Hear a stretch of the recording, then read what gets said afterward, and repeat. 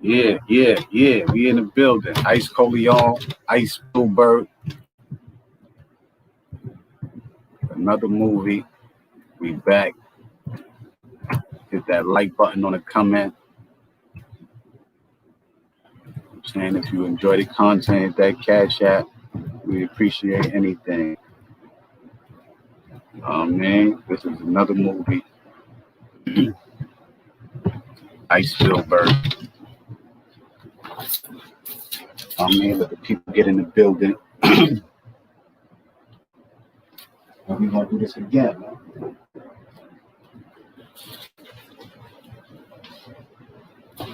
Mhm.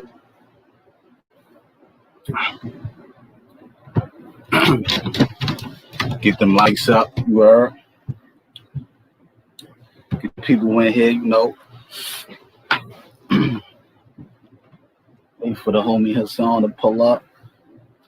And we gonna jump right into this thing, man. You feel me? Make sure y'all like, share, subscribe. Share this shit, throw this shit on your gram, your Facebook, whatever, man. Tell them where to go. Wait for the homie Hassan to pull up. Get them likes up, man. Get them likes up. Let me share this right here. Team Hassan. Okay. Shout out to everybody in the building. I appreciate y'all. You heard? Team Hassan. Make sure y'all like, share this, subscribe. You know what I mean? Hit that cash app.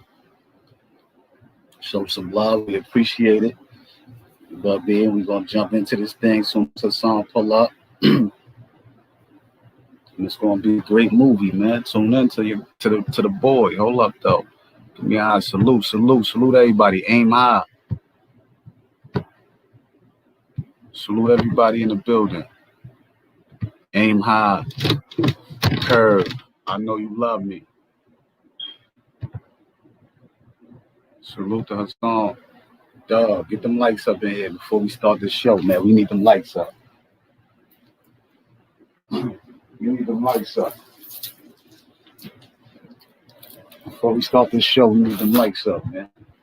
Word. We're gonna tune in. We're gonna ask him a few things. We're gonna get into a lot of things. He got a lot going on. And we're gonna get into all of that. You know what I'm saying? We're gonna chop it up, have a great dialogue in here, man. Grown man shit. You feel me? We're gonna ask him a few things. Get them likes up in here though. Before we start, we need them likes all the way up. We need them shits up, man. We ain't gonna start until them likes is up. Hit that like button. If you feel like you want to donate, you can hit the cash app because it ain't no super chat. So we doing the cash app thing.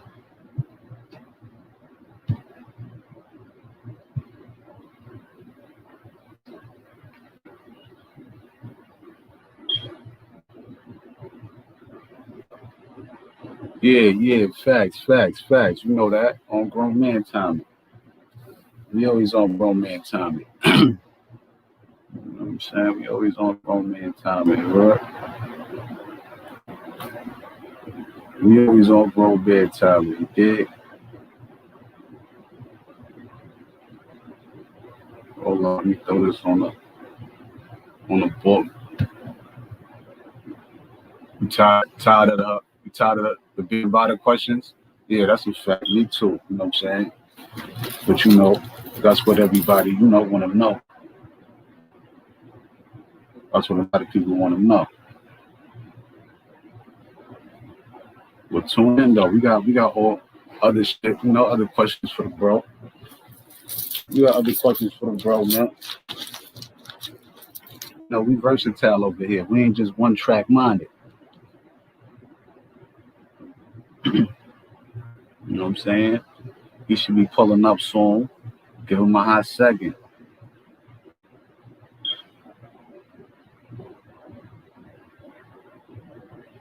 Make sure y'all get them likes up in here. You heard? Get them lights up, man. We have 40. Let's get that up to 50 before this shit start. Before this thing starts, man. Let's get it up to 50. And if y'all got any questions, throw a bit of comments down, man. Throw a bit of comments down. I feel like it's a good question, you know. Shoot them out. I'm gonna shoot them at them. Where you from? I'm from Brooklyn. You heard?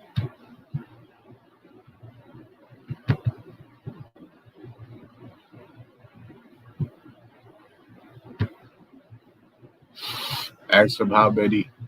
This nigga Doug says, wow, shit. Ice Spielberg, facts. Ice Spielberg, Ice City of Hall. Get the likes up in here, man. Get the likes up. Get them likes up, man. You know what I'm saying?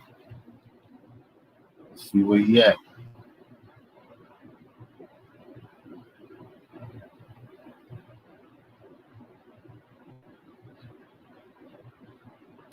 He said, how could you not fuck with the movie time? You know, I'm going to ask him some great questions. You know, Ice on the journalist shit now. You know what I mean? A lot of people going to hate, but it's cool. You know what I'm saying? A lot of people going to hate, but it's cool. We going to do our thing. You know what I'm saying?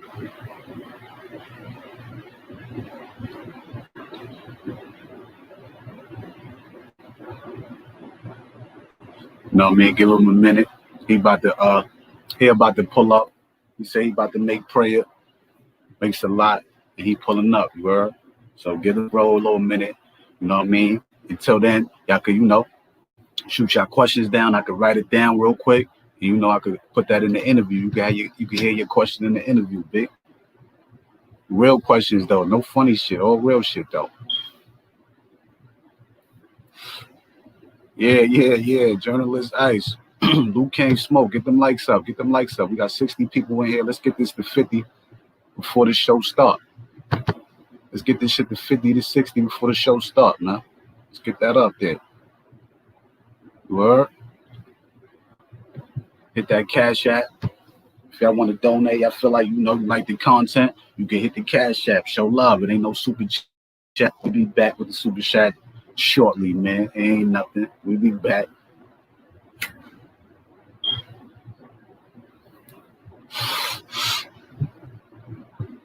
We gonna get into the, you know,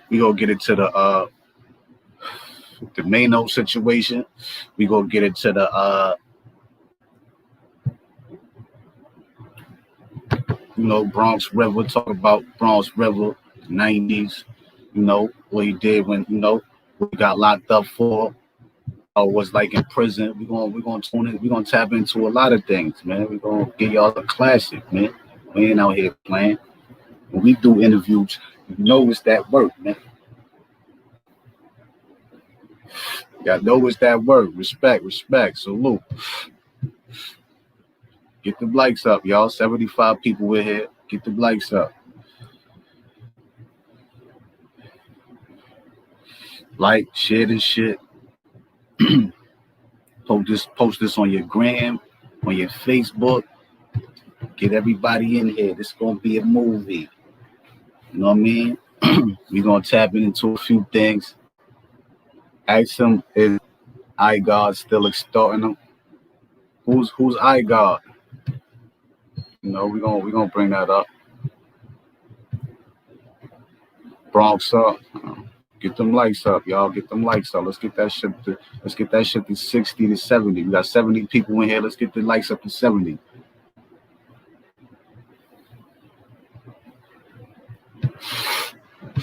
Cause this gonna be a movie, man. Make sure y'all follow me on the gram, Ice_Coleon 718. Make sure y'all like, share the shit. You interviewing. Nah, come on, homie. Get out of here with the bozo stuff, man. We on real time in here. You know what I mean? We waiting for him to pull up. We waiting for him to pull up.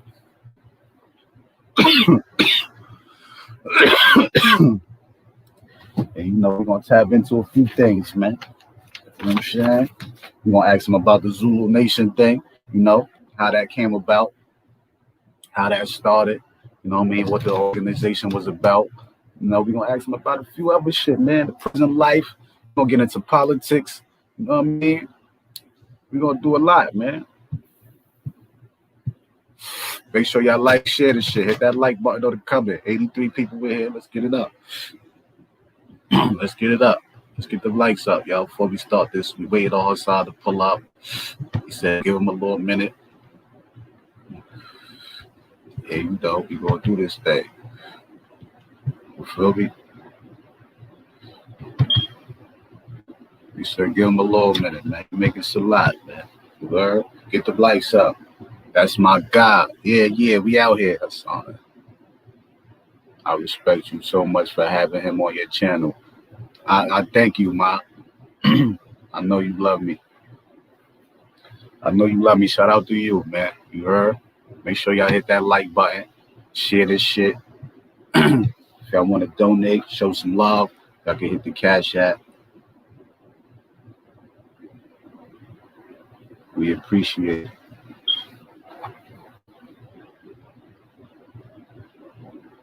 You heard?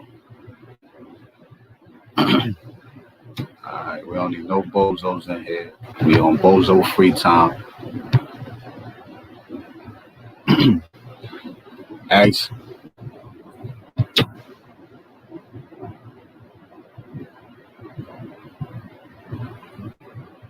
You said ask him about OG product situation.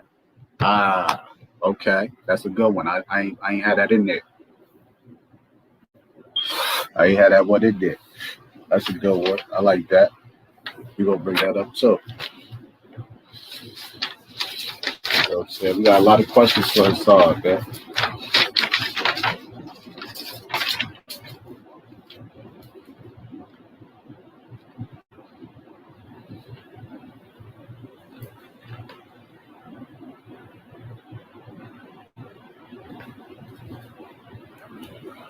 Get the mics up in here, you heard?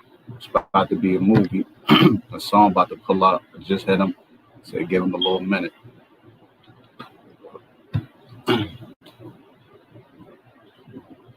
Bronx, definitely here. Cortland Nav. Shout out to Cortland.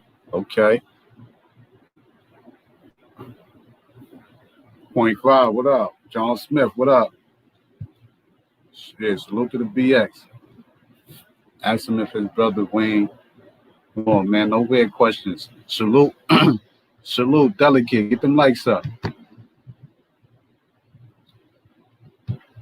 Get them likes up. Like, hit that like button. Share this shit. Let's make this a movie tonight, man. Let's make this shit go crazy out here tonight, man. You heard? That's what we into. Giving niggas classics, nothing but the fire. That's what I've been to, man. I ain't into the silly shit. All the bozo shit these niggas into, you heard? Ice Colio, Ice Spielberg. I'm back. Ow. Flossie, what's good, my boy? Huh? Yeah, you already know. My brother, what's the word? Salute to you.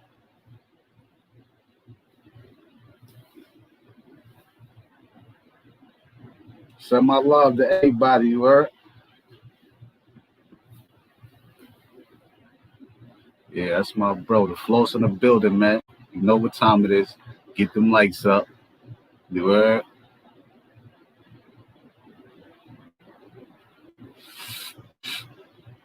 That's not a weird question, in fact. Nah, we don't want to get into no weirdo stuff. Like, I respect you with all that. You've been in here, but we want to keep it respectful. You know what I'm saying? We want to keep it respectful. We want to keep it on some grown gentleman shit, man. We ain't on the bozo time. Yeah, I missed the ass shake. Oh, you had the ass shake out there? You pull the cheeks out?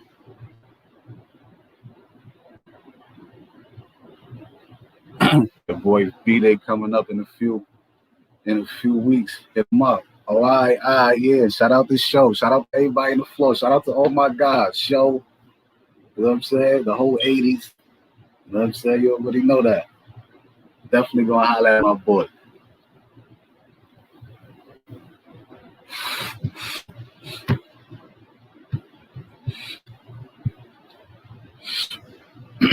Make sure y'all get them likes up in here, man. We got 90 people in here, 57 likes. Get them likes up. Let's get that shit to about 70. The song should be pulling up. You know what I'm saying? And it's gonna be a movie, man. Well, it's gonna be a movie, man. Ask him about the duck. I got that. Hey yo, I got that down already. You heard? The duck situation. I got that. We gonna tune into that. We gonna tap into that. You know what I'm saying? We're gonna tap into. We gonna get into a little politics too. We gonna get into a lot of things, man. You know what I'm saying? Make sure y'all follow me on the gram, ice_Coleon. You know what I'm saying?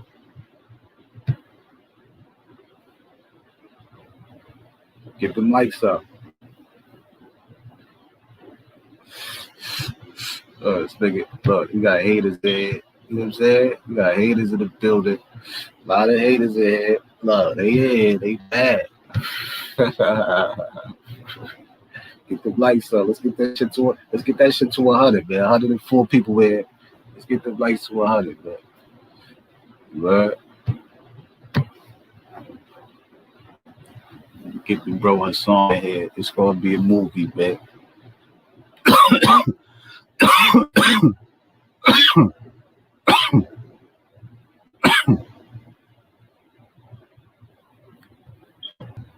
You said, peace. New York doesn't have drill only shit. Nah, New York got drill shit too. Asking about my song. Yeah, we're gonna talk about my song.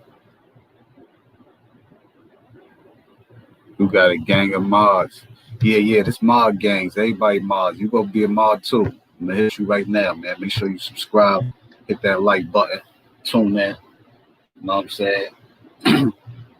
A song on his way, man. Just take it easy. Take it easy. Take it easy. You heard? Just talked on.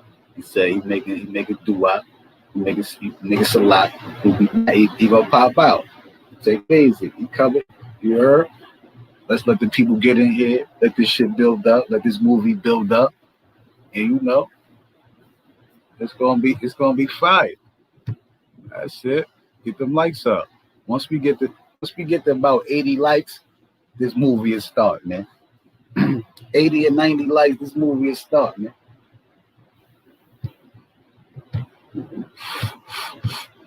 Well, the almighty ice, that's a fact. I'm out here, you heard?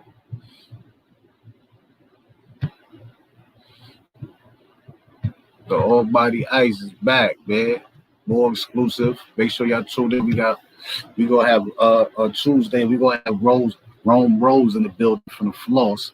Canarsie in the building, the floss. You know I'm gonna shine a light on the floss.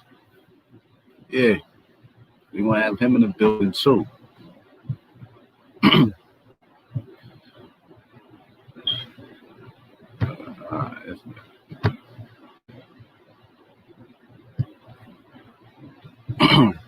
Grab your smoke snacks. Yeah, go get your smokes, your snacks, your popcorn. You know what I mean? All that. Ice got the realest interviews. That's a fact I do, man. These niggas don't do it like me. They try, but they can't quite, you know what I mean? They can't quite pull it off, man. But shout out to them, man. It's always good for E for effort, man. You always get an E for effort, you know what I'm saying? Trying. As long as you try, we ain't mad at you, man.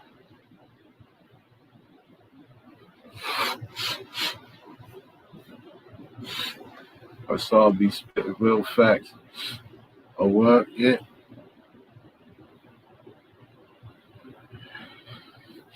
We waiting. He gonna pull up. So if he in the building, he need to drop a comment, and you know we gonna pull him up in here.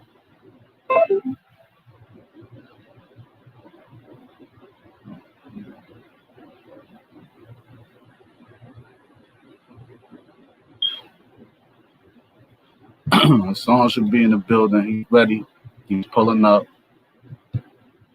He should be in here shortly. Hassan, when you in here, drop a comment so I know.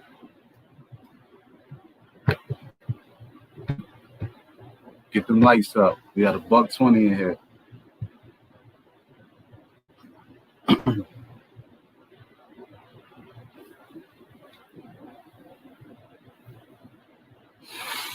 He said, let's go.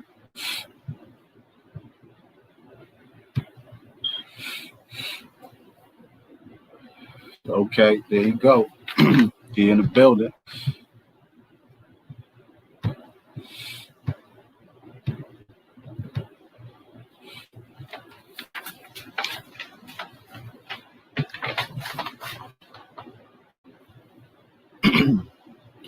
The homie Hassan in the building, y'all. Let me drop the link. Let me drop the link for the bro. I dropped the link. Salute, y'all. Make sure y'all get them lights up in here. Let's get that shit to 100. We dropped the link, man.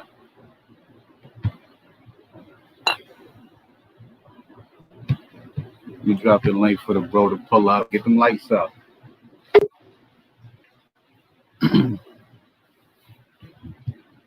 Okay. What's going on? What's good? What's good? What's good, my bro? First off, I want to salute you. I appreciate you. You know what I mean, for pulling up. You know what I mean. My condolences and all that. Yeah. All right, Tell the people where you from and who you are. Bronx River Projects, Bronx River Finest. You know, the hood of all hoods, the home of hip hop. Right. So, my Afro looking crazy. Tell them what it was like in Bronx River growing up and shit like that. Like how the environment was and shit like that. It was kill or be killed. Bronx River was the terror dome. Bronx River was kill or be killed. You come outside in Bronx River, you better be ready to get busy. Bronx River don't raise no suckers. Nah, that's a lie. Every hood raised suckers. Every hood raised a sucker. But for the most part, it's not but thoroughbreds that came out of Bronx River. All right, so what it was like in the 90s, like, you know what I'm saying, out there in the Bronx, like, give them some game on that. Bronx River was like Minister Society, Boys in the Hood, all rolled up, all Jukes with Tupac, New Jack City, all rolled up into one. But at the same time, you come outside in Bronx River, you might see all the celebrities in the center. Bronx River had some of the illest parties because you got to keep in mind that the Bronx is the home of hip hop. So when you come through Bronx River, you might see anybody out there. Everybody came to Bronx River to party. You might see Queen Latifah out there. You might see LL Cool J. You might see Ice Cube in the projects. Cube done been through the projects. Chuck D. Public Enemy. Anybody. Fat Joe. Everybody was out there. Okay. So everybody's saying the Bronx is like the birth of hip hop and all of that. You know what I'm saying? So tell us like what you experienced from hip hop seeing, because you from the Bronx and all that. You from the Mecca. You know what I'm saying? What's the experience you had from seeing hip hop being created in the Bronx? Man, it was the best of the best, because it's like when you sit back and you analyze it, our generation of hip hop gave birth to the Bigs, the Pacs. You know what I mean? You got to see everybody. Anything and everything in hip hop started from the Bronx. Whether it be your NWAs, whether it be your Scarfaces, your Snoop Dogs, your Dr. Dre's, all that stemmed from the Bronx. And niggas got to give credit where credit is due. New York, really, but the Bronx. Really New York, the whole New York, but the Bronx. It all started in the Bronx. And niggas got to give New York State props. Now, when you sit back and you analyze this new form of music, it's like everybody sound the same. You got like 20 niggas that sound like Fabio. Like, come on, hold up now. Like, is this Fabio or who's this rhyming right now? It's like 20 niggas that sound like him. Nobody has their own style no more. That's what made New York so unique. Everybody had New York. See, early hip hop in New York represented how New York was with different crews. Back in our days, every hood had their own crew. Like in Brooklyn, for example, you had you had the Decepticons. In the Bronx, you had the Zulu Nation, or you had the Black Spades, the Ball Busters. People had their own crew. Every building had a different crew within them. Now everybody down with the same gang and some shit that started everywhere else. No disrespect to them, but I don't like that about New York. We're not original no more. Even with that drill music that come from Chicago.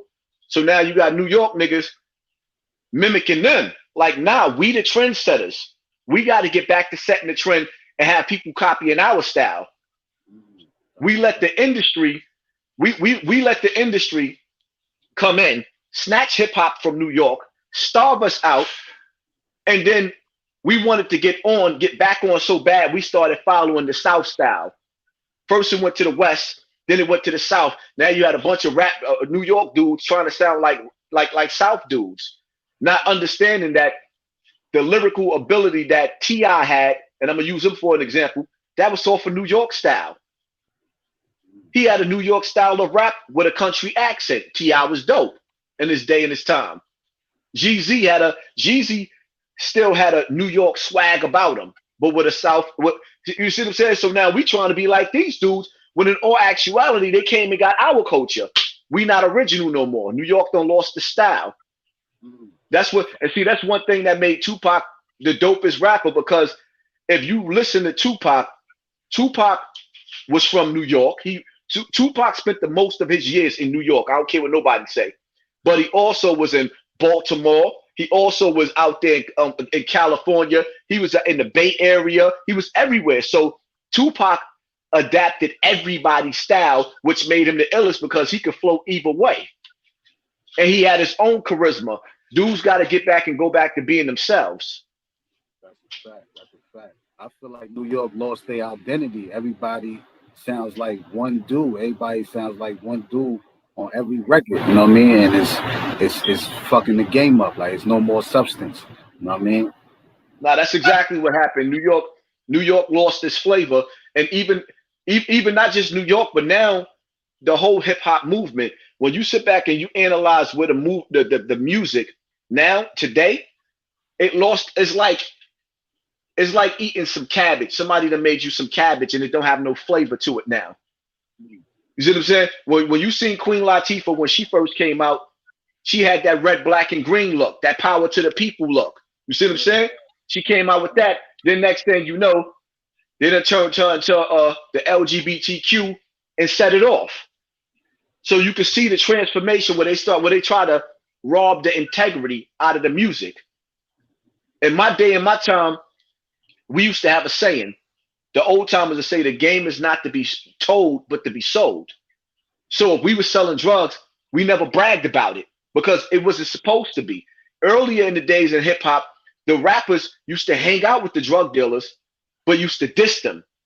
That's why you seen Rakim with all of the illest killers. Rakim was around everybody. Killer Ben, the real 50 Cent, Eric B. and Rakim, shout out to them, two of my favorite. They was around the illest of the illest. But we didn't glorify the drug game. We knew we did what we had to do to survive, but we didn't brag about it.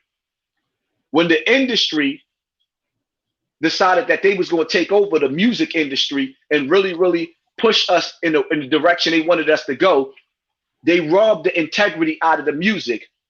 So now what you see is, like, even though Little Kim was ratchet, talking about she drinking babies, then she cracked for the Mercedes, act shady, she let you feel her 380. Now you got Cardi B and Megan Thee Stallion. If you listen to the chant of that new song, got some whores up in here. I'm giving you an exclusive on a video that I didn't even do yet. I'm going in on this topic. In our days and times, my mother used to tell me, if you don't turn that music off, I'm going to slap the shit out of you, boy. Turn that shit off in my house. Nowadays, the mother and the kids is rapping in the car. We got some whores in this house. So mama's calling herself a whore, and the daughters is calling themselves a whore. So what you think the daughters going to turn out to be? Whores. You casting a spell of your voice on yourself. See, when God says he does not place a burden on you that you don't have the strength to bear, he didn't say that you wouldn't place the burden on yourself that you don't have that strength to bear. And sometimes we put burdens on ourselves that we don't have the strength to bear. That's a fact. Like Tekashi, he knew he didn't have the strength, the might to do that time in jail. He wasn't built like that. So soon as he went to jail, automatically he made every excuse in the world to turn on Shotty. You see what I'm saying? Regardless of what, your man is your man is your man. Some things you just don't do, but now he running around and he doing exactly what the powers that be want him to do, being the biggest distraction to take our minds off of where the earth is headed towards. We going toward. Let me ask you about that. Like the Tekashi, he's out here, he's trolling, he's making videos, niggas is pulling him around in the carts. He's acting like he getting chased down and niggas is catching up with him. Then there's a video where niggas did in the mall, niggas ran down on him and they saying you were rat. Like what you he's still putting himself in a bad predicament. He's still doing the trolling thing where shit could get real for him. What you think he should do? He should just stick to his music. Like he got away, he did what he did. Niggas don't respect him, but you out here getting money. So why you still with the bullshit? Well, you got to understand, sir, right? Tekashi was selected by the elite. You got to understand something. When you get picked in this hip hop game, they select you. They selected him even with Shotty in them, but they had to get Shotty in them away from him. So that was the whole main thing, because they not trying to empower a movement of warriors that they can't control. See the difference between Tekashi and, let's say, Young Vaughn from Chicago and Little Durk. Little Durk is pretty much being rewarded by Satanists for all the deaths that he contributed to through his music. So he pretty much blood sacrificed some shit I ain't say yet on my platform again. He blood sacrificed the whole of Chicago. All the bodies of the gang members that you see and die, that was his blood sacrifice, because he's also one of the dudes that triggered the war in Chicago. And then he's sponsoring and pushing and aiding Little Vaughn in the Tuka movement with the disrespect of the dead, something that we never did. In the history of us as a people, when people went to war, we always let each other bury the dead, collect the bodies off the battlefield. What these dudes is doing, and they violating oaths that we took from the beginning of time, where funerals was always sacred. We never interrupted or never attacked anybody at a funeral. That was always sacred, even with the enemy. We let you do what you got to do. You let us do what I got to do. Now, the integrity has been lost. And if you think for a single second that there's not some reptilian ass dude at the top of the elite that's running the music industry, and we know the people that run the music industry is the same people that killed Jesus. So you know automatically these are the people that's trying to rob you of your soul. What did Jesus come for? Sacrifice. The sacrifice of sins and living righteously. But in the music industry, what is the music industry about? Sacrifice, making blood sacrifices, sacrificing your soul. Jesus came to save. The music industry is coming to take. They want you to sacrifice your people through the lyrics. That's crazy. That's real shit right there. That's real shit. So let me ask you a question. You know what I mean? I hear you said, you part of the Zulu Nation. How did the Zulu Nation started? And Zulu Nation is like part of hip hop too. So how did that start? Well, Zulu Nation is the real first family of hip hop. Zulu Nation started. It was a branch off from the Black Spades. So they branched off from brothers like from the Black Spades, and it trickled over. And Bam actually got his name. He stole his name from Bam Bam. Bam Bam used to be called. He was one of the leaders of the Black Spades. Bam Bam was called Death on the D Train. That brother will break you to pieces. He was a real soldier. He's still around right now. A lot of times he do bodyguard work, even in his old age, in his 60s. The man's strong. You know what I mean? So, but he pretty much do bodyguard work for the celebrities or whatever the case may be. He a good dude. Bam Bam is a good dude. So Bam Bada started the Zulu Nation, which was an extinction from the Black Spades. Okay. So that's how that started. That Zulu Nation wave. Yeah. So that started from And what Bam did was, as hip hop started growing, he recruited every gang damn near New York and turned them into the Zulu Nation. The same way like everybody joined the Bloods. Yeah. When the Blood started in jail, was the same way Bam did in New York with the Zulu Nation. All of the gangs became Zulu because hip hop was that powerful. The shit was it was dope. The rap game was dope. Turning on your TV, you watching MTV or video music box, and you seeing Rakim, you seeing Rakim, Big Daddy Kane, KRS-One, you seeing the Juice Crew, MC Shan, The Bridge Is Over, The Bridge Is Over. Like it was like hip hop had a feeling to it, like you just wanted to rock your boom box. You outside rocking your boom box. Facts. I remember them times, man. Had boom box and all that, man. Those were classic days. You know what I mean? So let me ask you another question. I seen you do the situation with Mano, and Boxing Ball. I seen you did a blog on that and all that, and you know they saying that there's paperwork out on Mano and he's a rat and all of that. You know what I'm saying? Can you explain to the people your views on that situation right there? Well, here's the thing with Mano, right?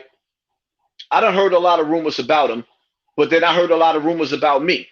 So I had to think about it like, yo, how you just gonna jump down Mano's neck and go for like for example, you see the YouTubers dudes and anybody that's from the hood, that's black, that's been through the pain, should never support a dude that would actually. Y'all seen niggas send the feds up in my house. You seen the front street dude, the front teeth, the missing tooth dude, and corny ass wax dog. He actually put that nigga up to do all the shit that he did, because if he didn't put him up to do all the shit that he did, why would he stand next to him? A real nigga would never stand next to a dude that would go get a white boy and accuse a white boy of being raped by a black man. That's the worst shit you could ever do. And niggas be watching these niggas like, hold up, how you watching these dirty? That's dirty nigga shit. So when nigga be sitting up there talking about Mano, like, yo, understand something. When people want to assassinate your character, they'll say anything about you. I don't watch and heard of situations where the homie Tankhead was a thoroughbred all through like decades in the prison system. Then one day, the newer generation decide that they want to put fake paperwork out on the brother and call him a rat. You feel me? So now you put fake paperwork out on the brother Magoo. Magoo put in mad work with the Bloods. I heard they put working on him just recently and put fake paperwork. And the thing that they say is, you a rat. So now when dudes want to discredit you and take away from your character, the first thing that they do is say, oh, this nigga's a rat.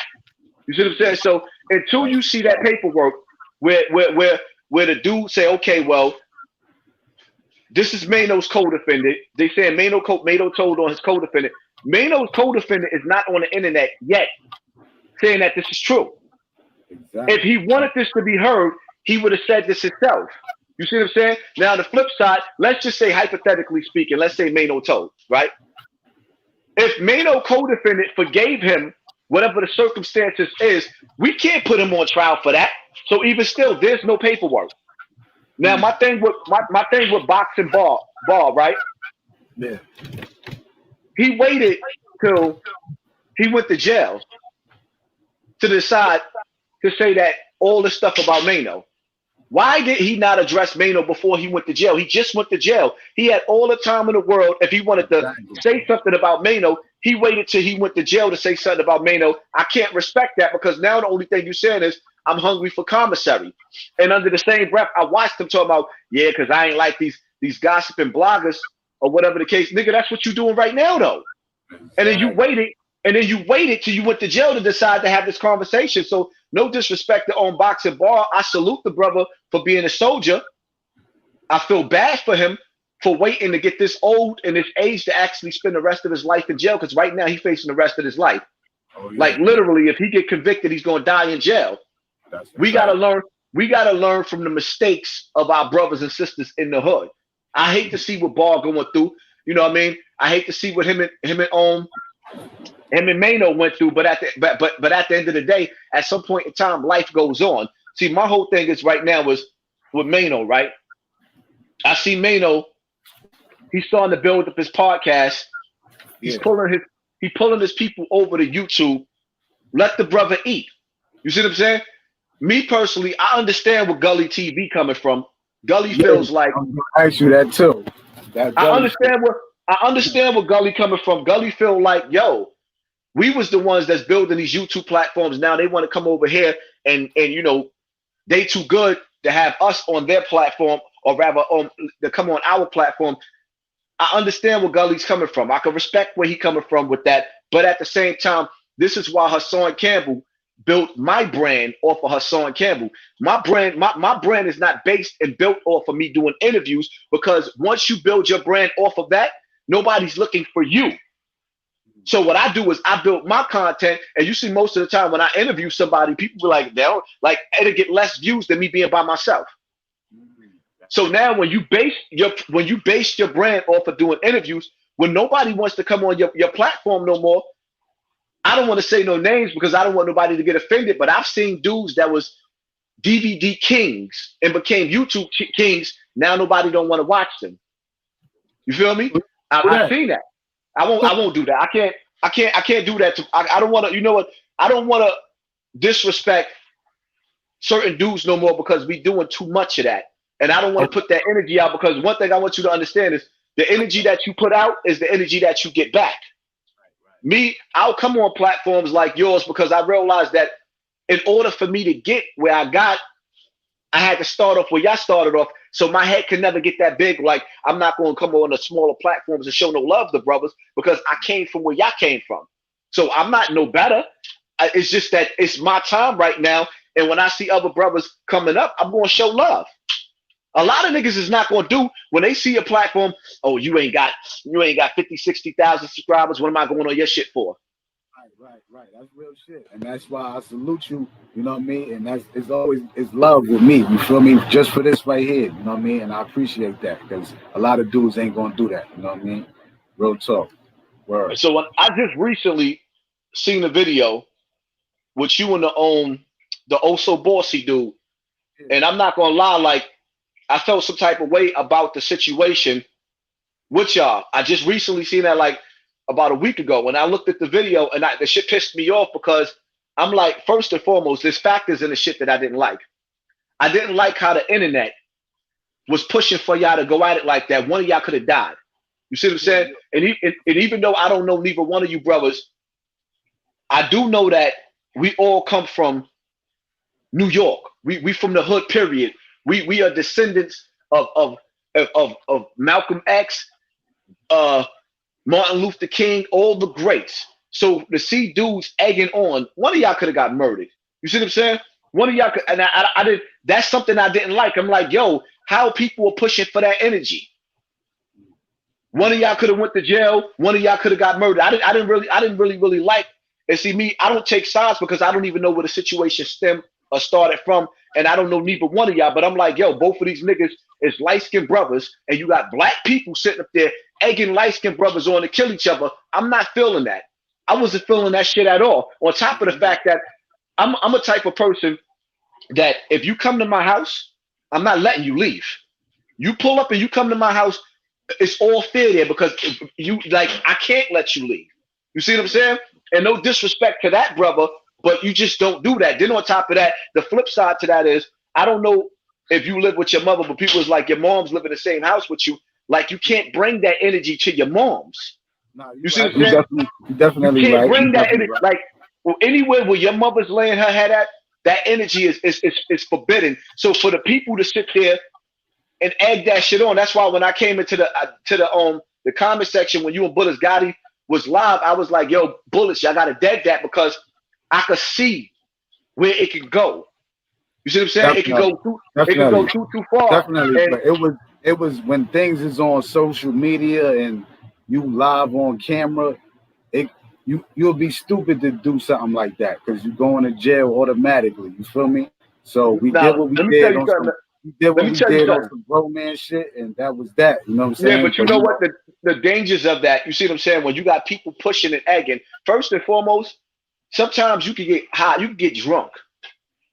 We don't know what the hell the brother, no disrespect to the brother, we don't know if he was getting high, getting drunk, And that alcohol sometimes to pull a character out of you. When you drink, you invoke spirits in yourself.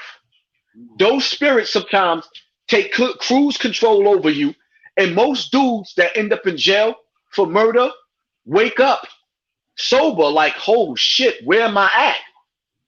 You don't even realize what you did. You do things that you normally wouldn't do because you intoxicated. And then you got to understand something. Sometimes we as black men, we wake up on the wrong side of the bed. Because I can tell you right now, me personally, if I pull up at somebody's house, the way he pulled up at your house, that's like some of these YouTubers, if I ever caught wind of where they live at, after the shit that they did to me, if I ever catch wind, and if I come to their house, I already decided to go all the way because it's never going to be no tick for tack. I agree. There is no, like, I'm cut from a different cloth. You come to my house, automatically you signed your death certificate. You see what I'm saying? If I go to your house, I have to kill you if I go to your house because I can't let you come back to my house. I think, and I applaud both of you brothers for fighting like men. And I feel like everybody in the comment section that egged that on was suckers. It was all the way suckers. And to also bossy or whatever, I respect the fact that he was actually man enough to willing enough to throw his fists up and walk away like a man. That's old school style. I give him much respect. Exactly. That's why I did it on some fair shit because he didn't come with nobody. He didn't come with no weapons. So let's get it on some grown man shit. But the only thing I didn't like is the camera. You know what I'm saying? Yeah, right. That's what I didn't like. Yeah, I salute the brother for not bringing. And see, you know what? It takes a man not to bring. Like it's a lot of dudes, man. I have a bunch of dudes intimidating you. You know what I mean? So I could definitely respect that. Y'all got it shaking or whatever the case may be. But now, don't let people keep pushing that energy. You know what I mean? Let that shit diffuse. You see what I'm saying? Let that energy be diffused, and y'all move on to something else. Because another thing I'm gonna tell you too. Right now, you're building your brand, and the more you grow, the more they're gonna test. The more that you grow, the more they're gonna hate. The more that you grow, the people around you gonna get funny style. Believe me when I tell you. On top of the fact that as a young YouTuber that's coming up, you got to keep in mind that there's sponsors that's watching you. You want them to sponsor you because the sponsors pay you more than what YouTube pays. That's a fact. This is a business. You have to protect your brand. So at the end of the day, protect your brand. Do what you do. You should always have two pages. Have a page to go live and have a page where you put up your pre-recorded. Like you see how this is live right now. If I was you, I would take this live and put it on private and cut it up on a pre-recorded page and then put it back out so you can monetize this video if you're able to get monetized. If you monetize already, get paid off of your video. I'm about to be back monetized. Niggas did some fuck shit out here, flagged me. You know how that shit go. The haters is real. The haters real out here, man. You know what I'm saying? But you got, listen, let me tell you something, right? When I came out on YouTube, I had to learn the hard way. Dudes always talk about, Hassan Campbell, YouTube protecting him. The reason why I got my real topics with Hassan page started was because every time I used to get flagged, I wouldn't be able to go live or upload videos for 90 days at a time with each flag. I done got flagged by everybody damn near. Niggas that flagged me left and right. I done got flagged by Gully TV flagged me twice. Young Pharaoh flagged me. Who didn't flag? I got flagged so many times to where that I almost lost my big page. I even got flagged by P. Diddy. I got flagged by Charlemagne the God. I got taken to court by Chris Stokes over that B2K shit that I was talking about, where he had a subpoena for my videos to be taken down. Yeah, so I had to create all these different pages. I'm not being protected. Anybody with a smart brain can see. Every time I upload a video, it'll say 50 likes with no views. In order to have 50 likes, you got to have like 1,000 views already because people don't want to like your shit. You got to beg people to like it. So you can see where I'm being held back. Then you can see where my numbers get slowed down. I might get 7,000 views in 1 hour off a video. Pay attention to that. And then 2 hours later, No, 3 hours later, I'm still at 7,000 views. In order for you to get 7,000 views in an hour, at the end of the day, you should have 100,000 views. But YouTube will slow your shit down because you got to understand something. This is how we feed our family. When you put your pre-recordeds up, you get paid off the commercials. When you do your lives, you're supposed to get paid off of the commercials too. But a lot of the times, they don't want to give you commercials on your lives. They do this to black people. The game is rigged with us. So now you got to understand, sometimes people going to try to hold you back. The game is already rigged towards us. This is your brand. This is your business. Everything that you do now, you got to be strategic with, because later on, people going to use it against you. That's real shit right there. That's real shit. All right. So, what's good with the I see you do a lot of the Mike Song situation. Like, he be out there talking for the people, out there marching. I seen you do a blog on it, and I don't think you was really jacking it. Can you elaborate on that? Well, with me and my son, right? I made a pact with my son that I wasn't gonna make no more videos about him after he realized that, which I already knew. One of my brothers is like a brother to him. Well, a few of my brothers, we know some of the same get busy dudes in the street. We both ran with them, so we had a mutual conversation. But when I saw Tamika Mallory and my son on the news talking about let Target and AutoZone burn, and then I goes outside in the Bronx on Fordham, and I see the young kids out there burning the stores down in their own neighborhood, I said, nah.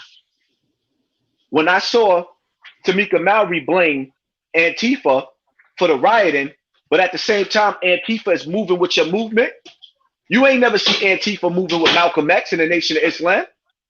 They kept their ranks tight. So now you leading people down the path of destruction. Y'all said let Target burn, and all of the black kids that was rioting are being picked up right now. You don't hear nothing about it on the news like that, just a little bit of it. They being picked up because they on camera with facial recognition that can read past those masks. They can see their eyes and they catching them. Now all of them dudes is getting 10 years in jail. So you'll see the video with me on Fordham stopping the little kids from actually going into the store. And that video went viral while Tamika Mallory and my son are saying let it burn. Now, mind you, every time you see my son get locked up, it's like Khalid Muhammad says. He said these are appointment arrests. These are staged arrests. They get locked up by appointment. The cameras is waiting. The police is waiting. If you look at the picture of my son getting locked up with the police, it looked like a Masonic ritual. My son is not doing he's a felon.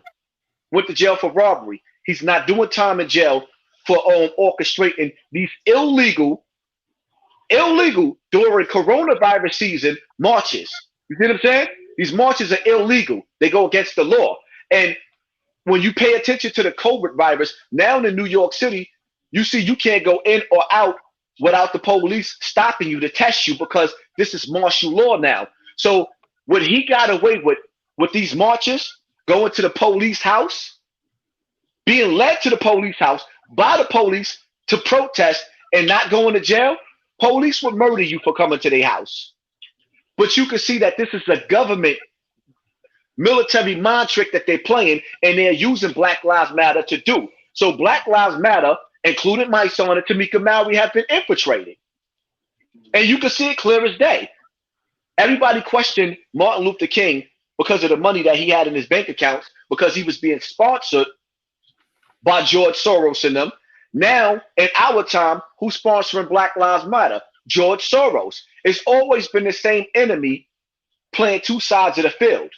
The whole thing about it is they know that. You see what I'm saying? If Donald Trump right now is fighting the elite globalists, as you can see, there's something going on with them. You see him put Weinstein in jail, Epstein in jail. You see, people used to always say, what's the first thing they say? Well, why are they not locking up the black sex offenders? He just locked up 2 billionaires. So now you see 2 billionaires go to jail. You see the war going on. You see numerous articles with the military and FBI locking down sex tunnels where they're trafficking, human trafficking. You see this all over the news. How could you go against a movement like that? You actually saw Donald Trump, and I'm not a politician. I don't like politics. but you actually see Donald Trump for the first time, the first president speaking on behalf of black people. Barack Obama never gave a fuck about us. That is true. I do see that a lot with him. You know what I'm saying? I do. You know, Trump said he was going to send the military into Chicago, and the black mayor and the black people said no. So he said, all right, let your kids keep dying. And now you sitting up there seeing everybody saying rest in peace to FBG Duck. No, don't tell them rest in peace now. Y'all didn't care when the crime was going on. Look at what just happened in D.C. 20 people shot at a block party. 20 people shot. Where's Black Lives Matter? If Black Lives really mattered to my son and Tamika Mallory, why they not speaking out against all of these babies dying? That's what we had that discussion in here the other day. Somebody came up here and said, you know, the Black Lives Matter never show up when blacks is killing blacks. They only show up when it's beneficial, when it's a white person because it's money involved. Do you feel like that's true? Your volume went out. All right, you hear me now? You? Yeah. I said that we were speaking about that the other day. Somebody came in here, right? And they said, my son, you know, the Black Lives Matter movement only come around. They don't come around when it's blacks killing blacks. They only come around when it's a white person or a cop killing a black person because it involves money. So do you believe that's true? Well, I tell you like this, right? When you see a baby die, it's supposed to make everybody cry. Everybody that has a family that see children and love, a baby should bring tears to every man, woman, and child's eyes. There's babies being killed all over America like I've never seen, and they have absolutely nothing to say about that. They're quiet. So that lets you know that it's fake. You see what I'm saying? Because if you love and you feel, you're going to feel every death. You're not going to just feel a grown man death, oh, the police, and then they give you this bullshit excuse, well, the killer goes to jail. 80% of niggas in Chicago never get locked up for those murders. So that's not true. And keeping it all the way funky, like a lot of my dudes is locked up for bodies, but a lot of them are not locked up. A lot of them died in the streets. They beat bodies. I am somebody that's been locked up for murder a few times, 3 times, and I'm sitting right here in front of you. So that lets you know, not to say that I'm guilty, but I'm saying the system don't always get niggas. So that's a bullshit ass excuse. Because we shouldn't have to wait for the system to do our job. That's what the gangs was created for back in the days anyway in New York, was to protect the neighborhood. And then as we started getting into this music culture, it started corrupting. As they started flooding our community with the drugs and poverty, it started corrupting now, because you know what? Poverty is always going to be the hood's #1 enemy. If everybody in the hood had money, ain't nobody going outside mad. We going shopping. Niggas ain't got no bread. If everybody on YouTube had money, all these dudes you see making videos about me, they wouldn't be making videos about me because they be happy like, yo, I got bread. But because my name brings views to their platform, they addicted to this drug called Hassan Campbell, and they don't want to admit it. And it's like everything I talk about, if you don't like me, you shouldn't know every topic that I talk about. I guarantee you, when people watch this live, some people going to sit up there and say, yo, I got something out of it. I'm digging that, brother. Then there's going to be other cats that's going to sit up there and say, I hate him. I know why you hate me, because I look like the type of dude that I'm a pushover. But when you listen to my lifestyle and how I move, niggas couldn't fuck with me. I came up with the illest killers. When niggas say Pistol Pete, it is what it is. We had our shit. When niggas mention B.O., you know what it is. When you mention Xavier Williams, you know what it is. I came up with the illest of the ill. My name is there with them cats. In the penitentiary, like when dudes talk about Mano, I tell them all the time, like, nigga, if you think Mano's soft, like Mano got niggas around him that get busy, like Lucky Dawn. So talk about that pistol. You said you got history with Pistol P and all that. Can you give us a story on that? Like, you know what I mean? Well, for the most part, when me and Pete first bumped heads in jail, I just turned adults and went to C-73. I was in C-74. He was coming from court or whatever. And we got into a little situation, the bullpens. I backed Pete down. Everybody in jail know that. If you sit back, matter of fact, LaBrie Fulcher's home. You can ask Hannibal Ali, Uptown, Eric Bennett, like Xavier Williams was in the jail. Or everybody was there. Everybody knew. See, because people got to understand something. In jail, there's no guns. And I was in jail before him, so I was already strong in the jail. My name was already known. You see what I'm saying? He turned blood after me in his altercation, but at the same time, me and Son had a real talk. And like after that, I got into a situation with a Jamaican dude over a blood named Nitty. Nitty was getting it on with a Jamaican dude, and the Jamaican dude like was trying to get the best of him. So make a long story short, I whipped Duke out, broke his shoulder with a scrub brush. I tore the nigga up, and after that, I went to the yard. Now, the Jamaican dude was supplying the whole jail with weed. So niggas was mad about that. And when I went to the yard to get it on, this is like I think I was like 4 or 5 days in to C73. I'm already getting it on in the building. That's how I was. So I go to the yard. Pete came and held me down, and that's how me and Pete got tight. So then we ended up in a box together. Pete got caught with some razors, and then he tried to give him more razors to buy himself out of the box. But the captain was like, nah, sent him to the box anyway. He bailed out from the box. He went home for 2 weeks, then he came back because he beat the body, but he blew to the gun. You know, so I was on Rikers Island with some of the illest dudes.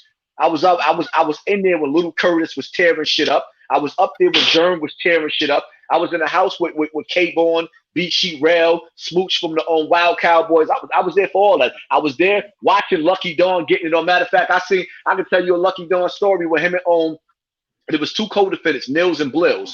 Both Dawn from the Ville. Yeah, Nils and Blills both was getting it on. I seen Lucky Dawn. Little Nils was tearing shit up. I seen Lucky Dawn beat the bricks off that nigga like it was nothing. Like it was not knuckle game is superb. Shout out to Lucky Dawn. So it is what it is. And just like when dudes sit up there talking about Mano's not tough, I disagree with what Gully is talking to. Cause yeah, like with with Mano, he like Mano slapped little Young Bird. Yeah, I remember that. But it's the same way. It's the same way that I would turn around and I would slap Cav Gills if I catch him. Hypothetically speaking, YouTube and FBI. If I seen him hypothetically speaking, I smack the shit out of him. You see what I'm saying? If I see certain dudes, if I catch Israel Doctrine and I see him face to face, hypothetically speaking, I would want to smack this. Let me say this. Let me switch it up. I would want, because they sent the FBI to my house. I would want to slap the shit out of him. Really, I heard something where the Derek Williams situations. You put your hands on somebody out there. Yeah, because Derek Williams, he was my mod. And he came up to New York like 4 times and I curved the nigga. So I said, you know what? He been my mod for a little while now. Let me go just say what's up to the brother. So I said, we're gonna go to Steppens, get some Steppens Long Island iced teas, put you on your ass. I don't know what they put. It's like they put crack in the motherfuckers. Nigga was bent backwards, but the whole time, like when we got outside, he was really, really drunk. I was drunk too, but the nigga was just getting extra fruity. And I was like, yo, this is getting kind of weird here. Next thing you know, I'm slapping the nigga all over the street. You know what I mean? Then I thought to myself, yo, you gonna fuck around and go to jail. Something happened to this nigga. This is one of them LGBTQ agent ass niggas. You can't let nothing happen to this niggas. I was like, yo, let me just drop you off. I just wanted to get the nigga, you know what I mean? Let me get you somewhere safe so I don't have to go to jail for anything happening to you, because he's one of those dudes you do a lot of jail for. That's a hate crime playing with a nigga like him. But that was a lesson that I learned, like, yo, you just can't be meeting even if a nigga your mod, you just can't be meeting up with niggas like that, because especially when you get to my level, every level got a different devil. And people got to realize that when you read the Bible and you listen to the story of how Cain killed Abel, that was out of jealousy. And every level has a different devil. So sometimes you might not see the nigga standing next to you is going to be that it's going to be like Bishop and Juice. I've been seeing that from a young age. It's always the nigga that's standing next to you that puts you in that casket. So you got to be real careful. That's a fact.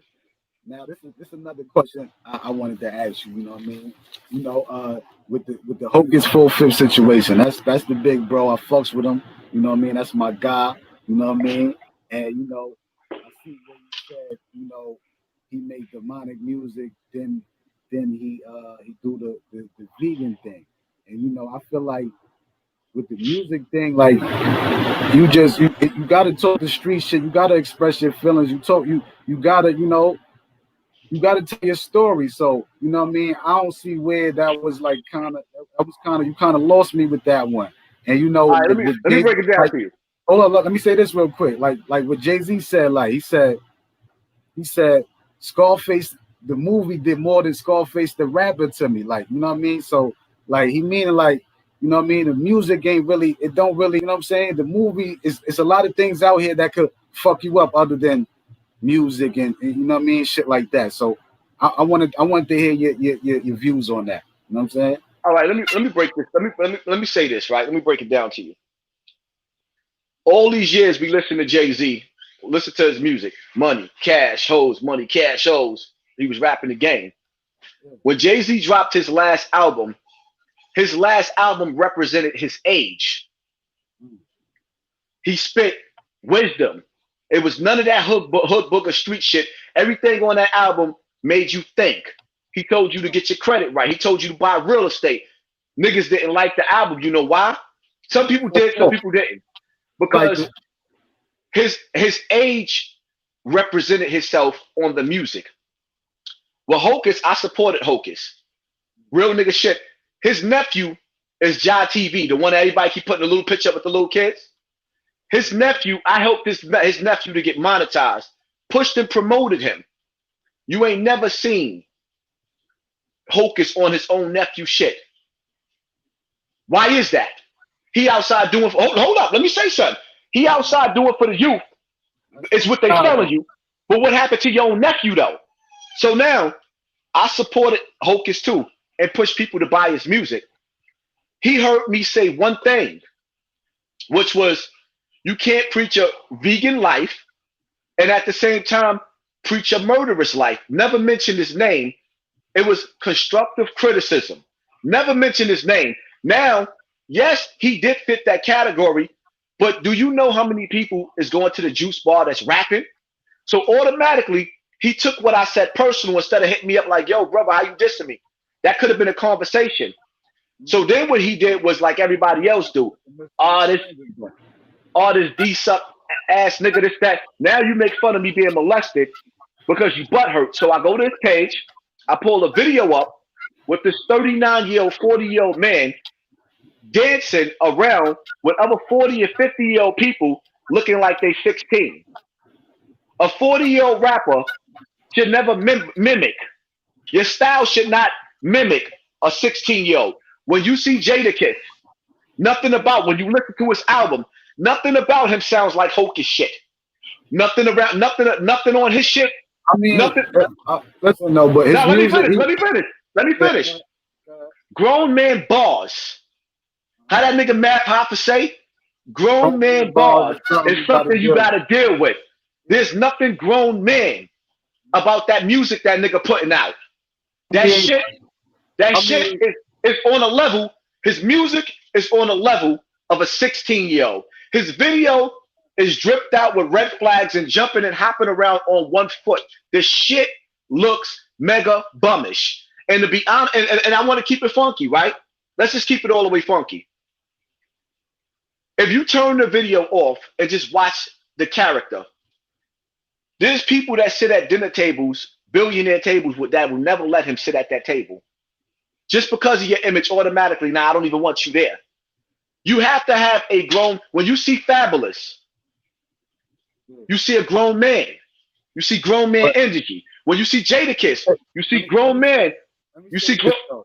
When the music is he's talking about the things that you talk about, the vaccination, the new pharaoh. He goes to the streets, he goes to the politics, he does all of that. But in the music now, you gotta talk about your life that you live. It's your story. So if I'm writing music, I'm gonna tell my story through the music and tell you experience that I went through. I'm gonna tell you the street shit. I'm gonna tell you all of that. So let's keep it all the way funky, son. Yeah. He went to trial one time. I sat up in court 3 times for 3 different homicides. Nigga, you did it once. You see what I'm saying? You don't hear me talking about that and no music and no lyrics. You know why? Because it's more to talk about. How would you feel if you saw or heard in today's time your Hassan Campbell selling crack and dope in the hood? But he talking automatically, my credibility goes out the window. Nah, but it's not like just talking. It's saying, yo, listen, I did these things. I was just like you from the hood. But now look, I'm living this life. I'm a vegan. I got a business. I got this going. So that could spark a young nigga from the hood that's in a trap like, damn, he's just like me. You feel me? I could change my life and do the same. You feel me? So that's like motivation for niggas in the hood. So listen, I like some of the things that I see Hulk is doing. I'm not totally dissing him. I only had to come at the brother because he came at me hard. But I still have to take a stance on my stand. How many albums? Listen, my whole thing is like this, right? Once again, Jay-Z talked about what he was living and what he did during that time. If you're not living that way, why are you still talking about what you're not even doing no more? You see what I'm saying? You already made albums saying that I sold drugs. I went to trial. I'm sex, money, murder. When do you start talking about current events in your music right now to represent Jadakiss album? None of them niggas is doing what they doing now. All that shit they saying in they rap, they not doing that. Right? But listen, one of my favorite songs that Jadakiss got on his last album is "Keep It 100." Keep it 100. Yo, that shit is fire. You see what I'm saying? He's spitting. You ain't gotta keep talking about that gangster persona. That's what's killing the hood. The gangster persona is what's killing the hood, and the gangster persona is so fake. So niggas is mad at me, not just because of what I said. Niggas is mad at me because they painted a picture of Pistol Pete being a hood hero, when in fact the nigga had his right-hand man murdered over a bitch. And when I said that, niggas be mad at me for saying that because now it makes their whole movement look like what it is. He sent the letter home, and the letter that he sent the feds read the letter, which means you set your crew up. You had your crew go to jail for murder, for murdering your right-hand man. Listen. Let me ask you this though. What about the Kenny Cole and Snow Silly thing? The Snow, I see you post that, and I think that's kind of interesting right there. That's kind of crazy. Well, the Kenny Cole situation, or whatever the case may be, I don't really know the brother like that, but I do think it's interesting that he put, like, first and foremost, everybody running around shouting Snow Billy out, right? Everybody following this dude. The nigga got online and told everybody that Tekashi ordered the hit on him. Nigga, you're ratting. You're telling. So you snitched on that situation. Then you turn around. And now I don't know if this is 100% true what the Kenny Cole dude said, but the hood knows this dude. You see what I'm saying? You from Brooklyn, acts around. This man coming home, I don't know if he got paperwork, but he's living proof that he did time for a body, and he's saying that Snow Billy told on him. No, that's a fact. You definitely so now he's telling you that Snow Billy told on him. You see what I'm saying? So now you have an actual witness. He can show you the time that he did for the body, and it's up to you from there. I just gave him the platform. His cousin said even his family member, he even told on his family member whatever that situation with the Tekashi shit, like. Yeah, so now it's like everybody sitting up there with the Frank stand and making this nigga popular. You got all types of dudes fucking with him. I even seen Bosco doing a video with Snow Billy, and I'm like, hold up. This is the blood, Englewood, blood. And you doing a video with a dude that's telling like, yo, he doing a Tekashi. So it's like now the game, now we know in the streets, there is no rules. All that don't rat stuff, the reality of it is, Shotty knew Tekashi told on that child molestation case that he had. Tekashi told. Shotty knew that. Truth of the matter is, that was an ugly situation. I don't even know how niggas let him get away with that. But at the same time, I also, you know what I mean? It is what it is. I leave that one where it's at because Tekashi was still young too. And sometimes young girls is fast. So I'll give him the benefit of the doubt. But yet and still, he told on that situation. He had a rape case. Shotty should have never fucked with him. But he did fuck with him, which means Shotty broke the rules too. So when niggas be painting this perfect Picasso of Shotty, Shotty did a lot of underhanded shit that he should have got away with neither. But the game don't have no integrity no more. The game don't have no integrity no more because the music don't have no integrity. And a lot of these young boys don't have no fathers in their house. So now this is why I be holding the music industry accountable for what they put the fuck out, because once you get a certain age, your music is supposed to change. Once you get a certain age, your character is supposed to change. Like, do you know how many street niggas I can have on my platform and glorify the streets? I came up with every dangerous nigga there was to come up with in the Bronx and in different boroughs too. I done put in work with some of the illest dudes so I could actually have all these dudes on my platform.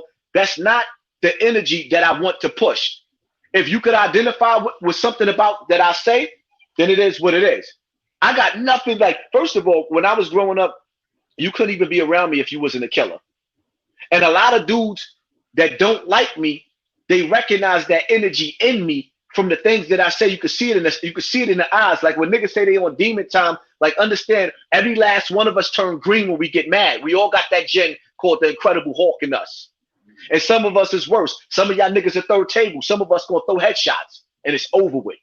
Lights out. But when you become a certain age, you curve certain things. That's like when you see a lot of these cats talking about, yeah, I'm outside. You don't never see Jay-Z talking about he outside. He's always behind a desk trying to make that next billion. So when niggas talk about they always outside because you got too much time on your hand and you broke. You broke. You ain't got no money. You broke. When you see me go outside, I want you to see me camping, fishing.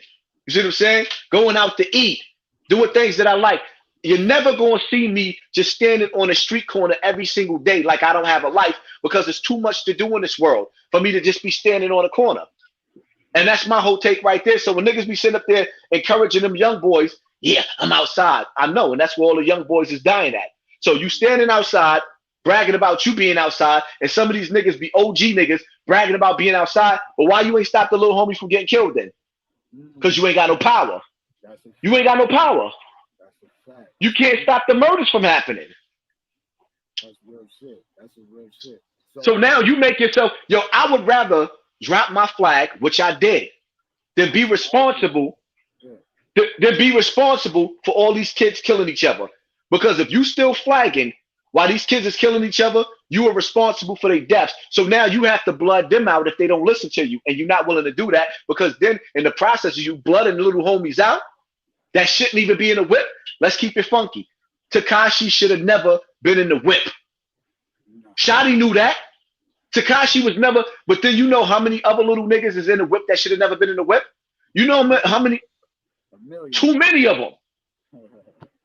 And then it's sad because a lot of these little kids don't have no choice but to get in the whip and become homie or become Crip or become GD Vice Lords, because if they don't, they're going to get ran over in the hood by the niggas that is. It's like, I've seen dudes in jail that did not want to become blood.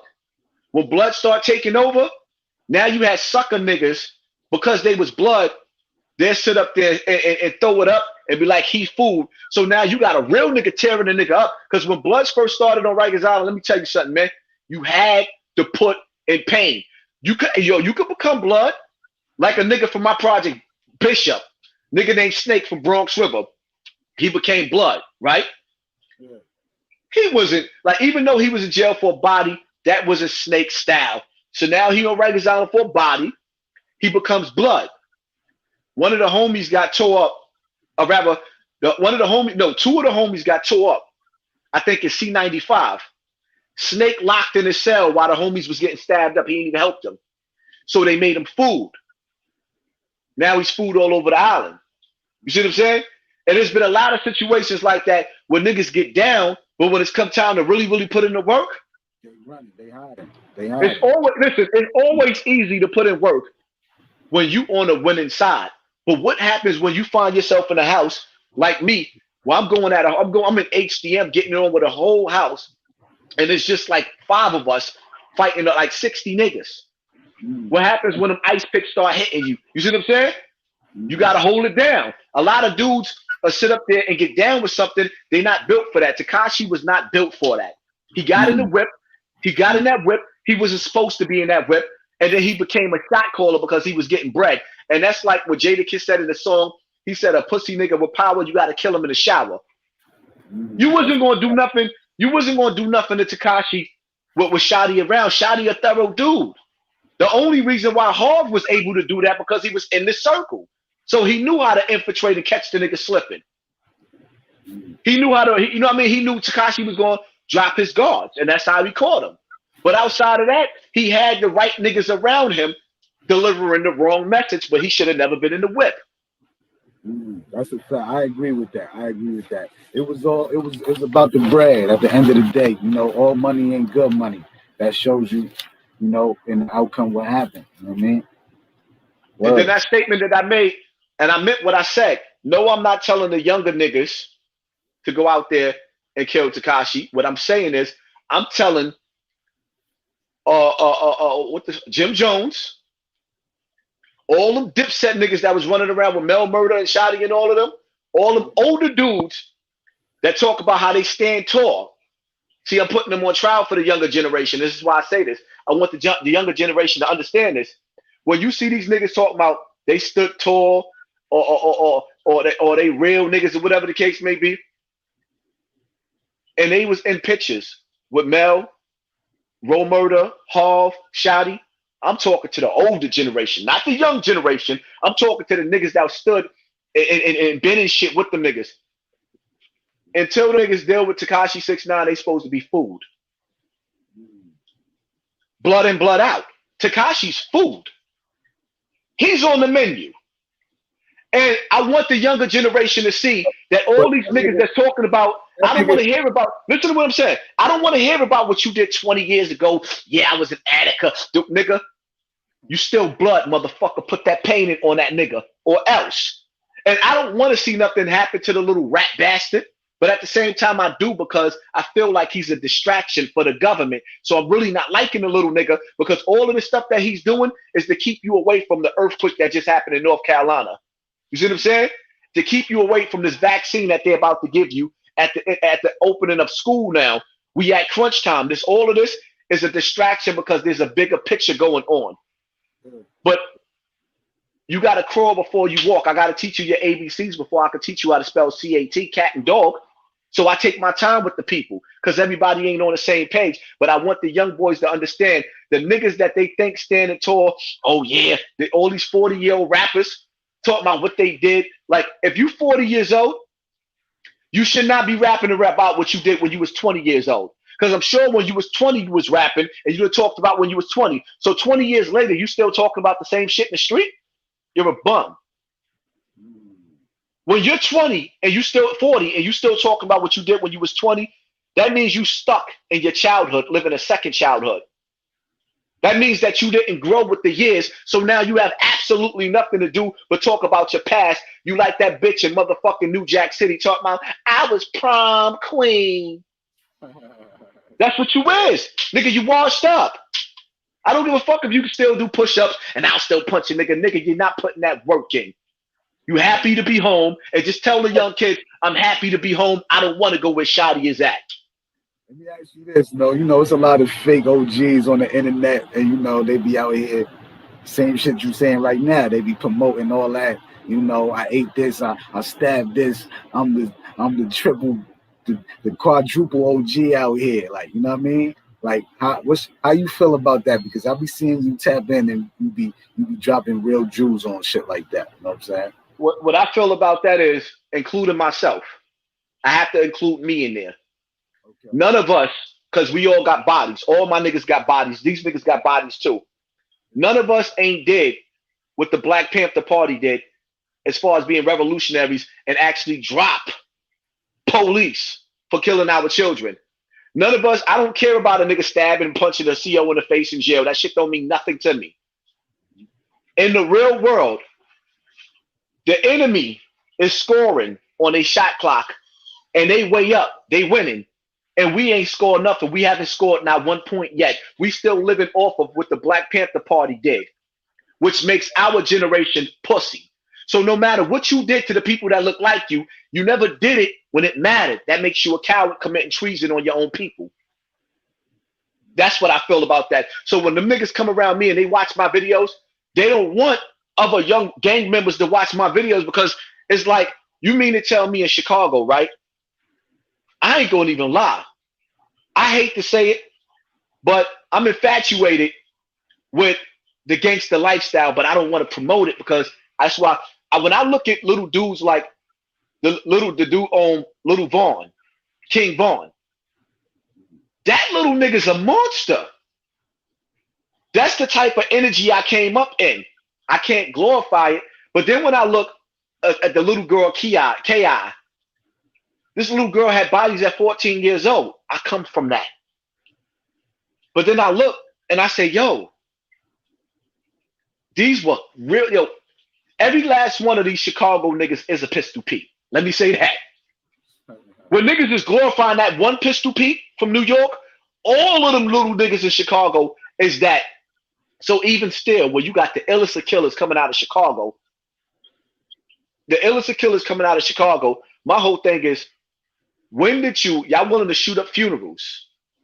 Y'all even willing to kill niggas' mamas and babies? When are y'all gonna start fighting this system?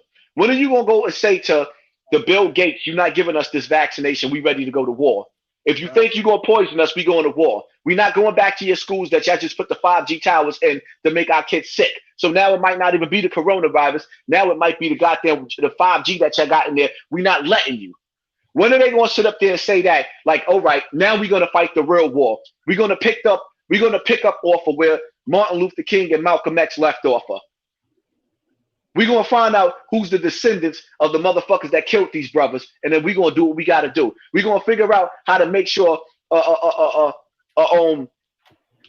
Shakur, Geronimo Pratt, Mumi Abu Jamal, and all of the rest of the political prisoners get home. Being that they letting all these gang members home, we're going to start fighting now and ask Trump to let our political leaders home that fought real fights, real wars. None of these niggas that's in these gangs fought for shit. So when they bragging about what they did to their next door neighbor, yeah, I went to such and such project, shot that up. We all did that. Every last one of us did that, nigga. You ain't special. Right. You ain't special. All of us did that. And see, the thing I tell a lot of these niggas too that talk that jail shit, like the streets, like nigga, until your reputation ring bells in the streets. Because the truth of the matter is, anybody could be anything they want in jail. Jail is all about the best pretenders who get to the first jail first, who got the crew with them. I seen niggas on Rikers Island run the island and get up north and get tore up because the energy changed. Whoever got up north first could be stronger sometimes. Whoever got to the jail first, stronger sometimes. Then I seen dudes get older that was getting busy. They start to slow down and the young boys start tearing them up. Time catches up with everybody. So it ain't even about that. Before I die, people are going to say that this nigga used his voice to wake the people up. I don't want you to remember me for, yo, how many niggas I shot. You don't hear me running around talking about all the niggas that I shot on social media. I tell you about why I tell you stories that people can relate to show you that, nigga, I've been through this. Because the young boys want to know, what's your pain, nigga? You can't talk to me if you can't identify what I've been through. These niggas just want to glorify the limelight of them doing stupid shit. And that's it. Like, dogs, I'd rather actually take you on vacation and let you see me on some jet skis, showing you that you could go somewhere and have fun. A lot of niggas in New York never even made it out of New York. You got niggas that ain't never made it to Jersey. That's a fact. They only know they block in the corner store and back. You know what I'm saying? Yeah. Get out of New York. Go somewhere. I fell in love the first time. Nigga, the first time I went to California with Algard and I seen the palm trees, I was in love with the palm trees. And I seen the different styles that California, I fell in love with California. You got to go somewhere. You getting money in the hood, save your money up. You got a job, save your money up. get on a plane with your girl on a weekend and go to another state, go to the beaches where there's actually blue water. Fuck that Orchard Beach shit where you can't see your feet. Yo, after I realized that there was blue water on the beach, I never go back to them dirty beaches again. I spend my money to go to the pretty beaches. Nah, that's a fact. That shit look crazy. You can see your feet in the water out here. That shit black as hell. The water dirty. You heard? But, you know, tell the people, I heard you said you dropped your flag. You know what I mean? Elaborate on that. Tell the people why you dropped your flag. Like, I dropped my flag because every blood ain't my blood. You see what I'm saying? Before I went to jail and after I came home from jail, there's certain niggas that I'm like, you'll never see me with. You see what I'm saying? Like certain dudes you'll never see me with. Now that I'm older, you know what I mean? It's still an energy that I'm not gonna rock with. But at the same time, I'm open-minded now. Like before I went to jail, if you wasn't a killer, you couldn't be around me. Because that's the lifestyle that I was living, and you was only gonna get hurt around me. So it didn't mean that I wasn't cool with you. It was just that you would get caught up in my shit, and if you ain't right, niggas gonna get you. So now, when I come home, it's like every homie in jail. I was getting disgusted. Like when 9/7 came around and the Bloods were strong, now anybody was blood. Mind you, I'm on Rikers Island from 94 to 98, 97, almost 98. So 3 years on Rikers Island, I got to see the beginning of the Bloods and when they got strong, and now you just let everybody become a blood. And I'm like, yo, hold up. So now I find myself in households where I'm getting it on with niggas because you stole another nigga's sneakers in another house. And now his family member trying to tear you up, and I got to tear him up because you stole another nigga's sneakers. That's bum shit. I've never stole a nigga's sneakers in my fucking life. I'm not fighting over nobody's sneakers. I'm not like, there's just like with all of this looting shit. If I find a female and you fucking a nigga that went in the store and stole some sneakers on Fordham and was looting, I don't care how pretty you is. I don't want your pussy. Your pussy is just as dirty as the nigga that you fucking. So now when it came to the Bloods, they let all these dirty niggas in like Scheme Team. I don't care who Scheme Team ever cut or what he ever did. You would never catch that filthy ass nigga around me. Same nigga beating up a kid. Adina, let me at him. You beating up a kid, an autistic kid on goddamn just to be on YouTube. You taking over their rooms. You got Shorty in the house talking about you ain't even paying no bills. Dissing them on the air. So I don't rock with niggas like that. I don't want niggas around me. That's why I call them Dirty Dave. Oh, I don't want niggas. Hold up, that Dirty Dave shit started from you? From me. Because he came at me and I ripped him. I showed the pictures of him in the crib. House looking all dirty. House looking filthy. The nigga took a picture in all red in a dirty kitchen. And niggas killed them off for that. So yeah, that's where it came from. Like, so every homie ain't my homie. Like, some niggas is like, I can't, if I take an oath and I say blood in, blood out, I'm seeing niggas get shot in the hood. And the dudes that did it ain't blood and ain't trying to be blood. They fucking the Bloods up. The niggas is like, yo, I don't fuck with that nigga anyway. Nigga, that's your homie. You took an oath. And niggas ain't holding to their oath. If you holding to your oath, Tekashi is food and niggas gotta eat him. He out there being disrespectful. And I'm not talking to the young boys. I'm talking to the grown niggas that's sitting up there repping that 5. Like, for example, Jim Jones ordered the hit on social media. I mean, on a wiretap. The nigga ordered a hit on a wiretap and didn't get locked up. So now I think he said I don't think that's a hit. I don't think that was that. Listen, you know what I mean? if that was me that did that or anybody else, Rod Diggs made a song and got him life in jail. At the time, Jim Jones had a down south case with guns and drugs in the car that just went away. Yeah, but it wasn't just the song that got him Rod Diggs jammed up. It was more to it. You know what I'm saying? But when you study the feds and how they did our people, Jim Jones was supposed to go to jail. That's why 50 Cent called them a rat, because us older niggas know. We know. There's no way in hell Jim Jones was supposed to get around that. And all of the older niggas know that. We seen niggas go to jail for less. He ordered a hit over the phone. Told the nigga, you got to get super violated. That's a hit. The feds don't let shit go like that. When they let shit go like that, it's because you working for them. Any OG will tell you that. So when you see all these niggas getting mad, they getting mad because niggas in the hood pick and choose they rats that they want to be cool with. All these niggas be like, kill all rats. Then you see the whole hood hanging out with Alpo.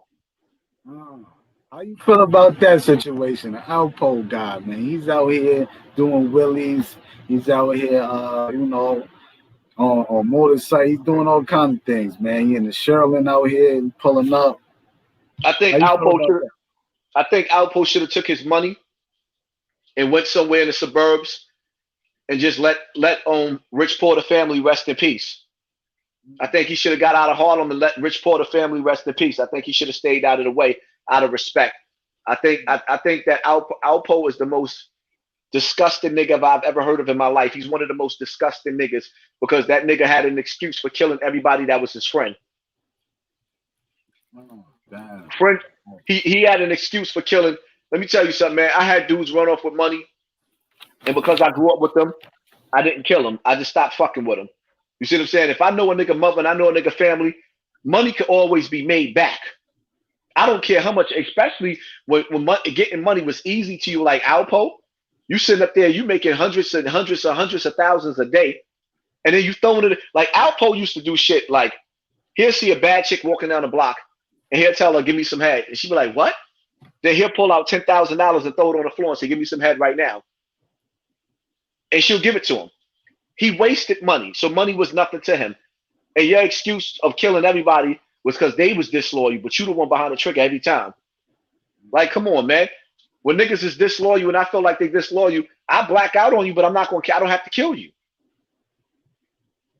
You see what I'm saying? I black out, but Alpo is the most disgusting nigga there is. Like, you killed Rich. Everybody listening to his story. Rich owed me money, nigga. You killed him while he was trying to find his missing brother. You've been around his missing brother. You didn't think let's find this nigga brother first and then let's settle our score. You see what I'm saying? They found Rich body before they found the little boy body. So I think he's the most disgusting nigga on this earth, and I'm always gonna feel like that. But Harlem got that nigga down there showing him mad love. He pulling up to all the parties, riding a bike, they making videos, taking pictures with the niggas. Disgusting.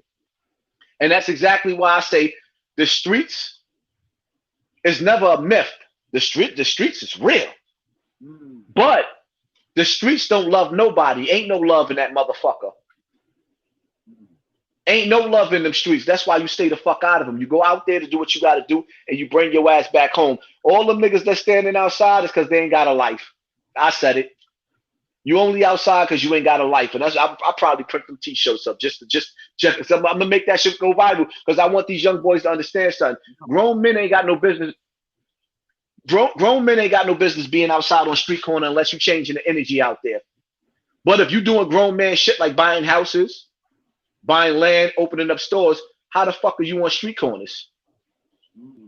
You ain't doing nothing with yourself and you telling on yourself. You ain't opening up no stores. You see what I'm saying? I'm outside. Like, nah, nigga, I don't want to see you outside. Let me see you explore some nice hotels. Show me what jacuzzis look like. Show me what the swim pools at the hotels look like.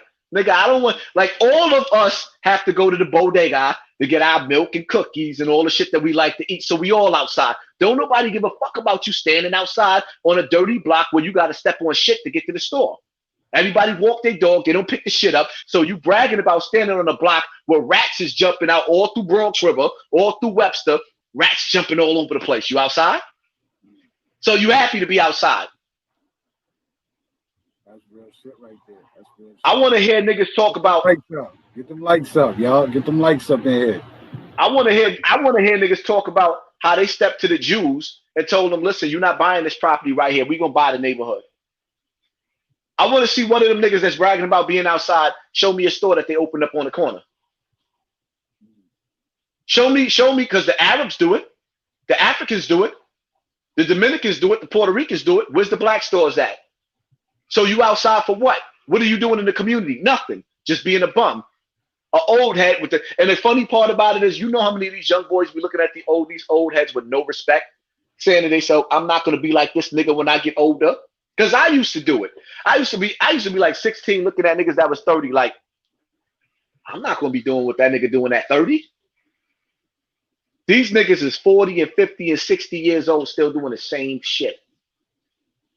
That's a fact. That's a fact. And this is why these niggas don't like me, because if more people start listening to me and they go listen to these niggas, they're gonna be looking at niggas like, this nigga really is a bum. You a beautiful bum. You went to the store, you bought your best outfit to impress niggas standing on the street corner. You are a beautiful bum. You are a hood booger. These niggas is hood booger action figures, and this is what you looking up to. You a hood booger action figure with a red bandana, a blue bandana in your back pocket. Nigga, grow up. Niggas don't like that because I say the shit, and then everybody with the, oh, this nigga always in his driveway. How many videos you seen with me in the hood? That's a fact. I've seen a lot. I've seen it too. How many videos you see with me in the middle of Bronx River? Yeah, I've seen a lot. You the chopped cheese and all that. You was out there, jewels on. You was out there. You know what I'm saying? Like, come on, man. I'm like, yo, on some real shit. Like, I spend money, investing money on making my house look nice so I can get cozy and comfortable. I spend money on fish tanks that cost a lot of money, fish that cost a lot of money, so I can enjoy my house, my sanctuary. Like, you know what I mean? First of all, we in Corona season. There's nothing outside on the street corner. I spent my whole life, I spent 30 years standing outside on the street corner. I'm supposed to stand out there till I die? That's a fact. That's a fact. You know what I'm saying? Like, at what point in time do you say, okay, my kids is in the house, why am I on the street corner? Kids is getting shot on the street corner, why would I have my kids standing out there? You see what I'm saying? Like, when do you switch the energy and say, okay, I'm getting on grown man time? You know what it feels like to be with some of your closest friends in the backyard, drinking whatever drink you drink, eating the food, and y'all laughing about old stories in the backyard where it's private and everybody energy ain't got to be around you? Whereas when you standing outside on the street corner, you might be standing outside on the street corner, then one nigga come in the store, that's black. Yo, where this nigga coming from, yo? Why he looking at me like that, yo? Now the energy done changed. I don't want to be around that. I want love around me. I want positive energy around me. I want to feel good. I don't want my blood pressure going up. I don't want to turn into the Incredible Hulk. Because the reality of it is like that bitch ass nigga Wax Dog said. I'm gonna bring his name up real quick because I'm gonna show you how lame the nigga is. I'm from Bronx River. Right? They want my attention so bad. So Wax, I'm gonna give you some more play, you bitch ass nigga. Get them lights up. Get them lights up, y'all. It's a movie. A nigga sat up there and say that Hassan Campbell always looking over his shoulder. Name one nigga that come out of Brownsville that ain't looking over his shoulder. Name one nigga that come from Fort Greene, the old Fort Greene, that ain't looking over his shoulder. The old Red Hook, when Red Hook was getting busy. Like, what niggas don't understand, the illest killers, Killer Ben was killed. The real 50 Cent was killed. Looking over his shoulder, niggas got murdered. You see what I'm saying? Like, some of the illest killers was killed. From Bronx, Brooklyn, Queens, wherever you go, even in Chicago. Duck was murdered. Tuka was murdered. Like, all these shooters was murdered. So if you from the hood, you know that anybody can get it.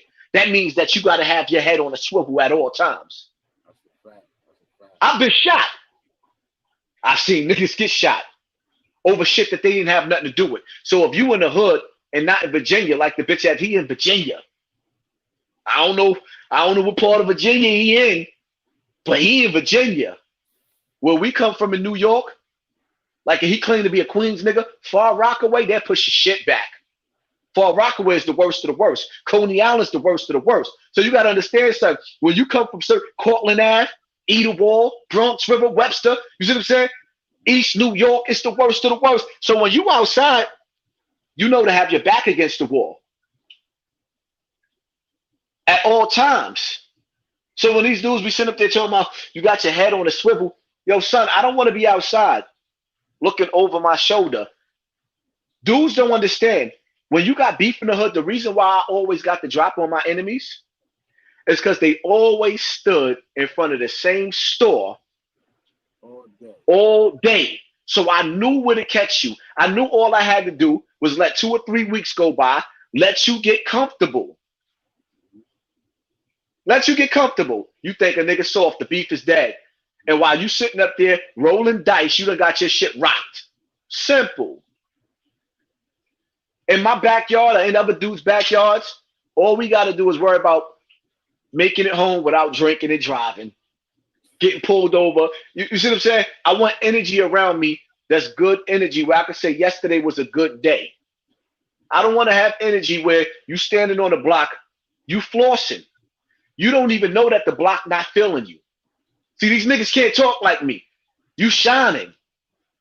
Today's a good day. You smiling. You can look, the girls looking at you. The bitches are like, yo, who that nigga right there? I like that nigga right there. Now there's another nigga.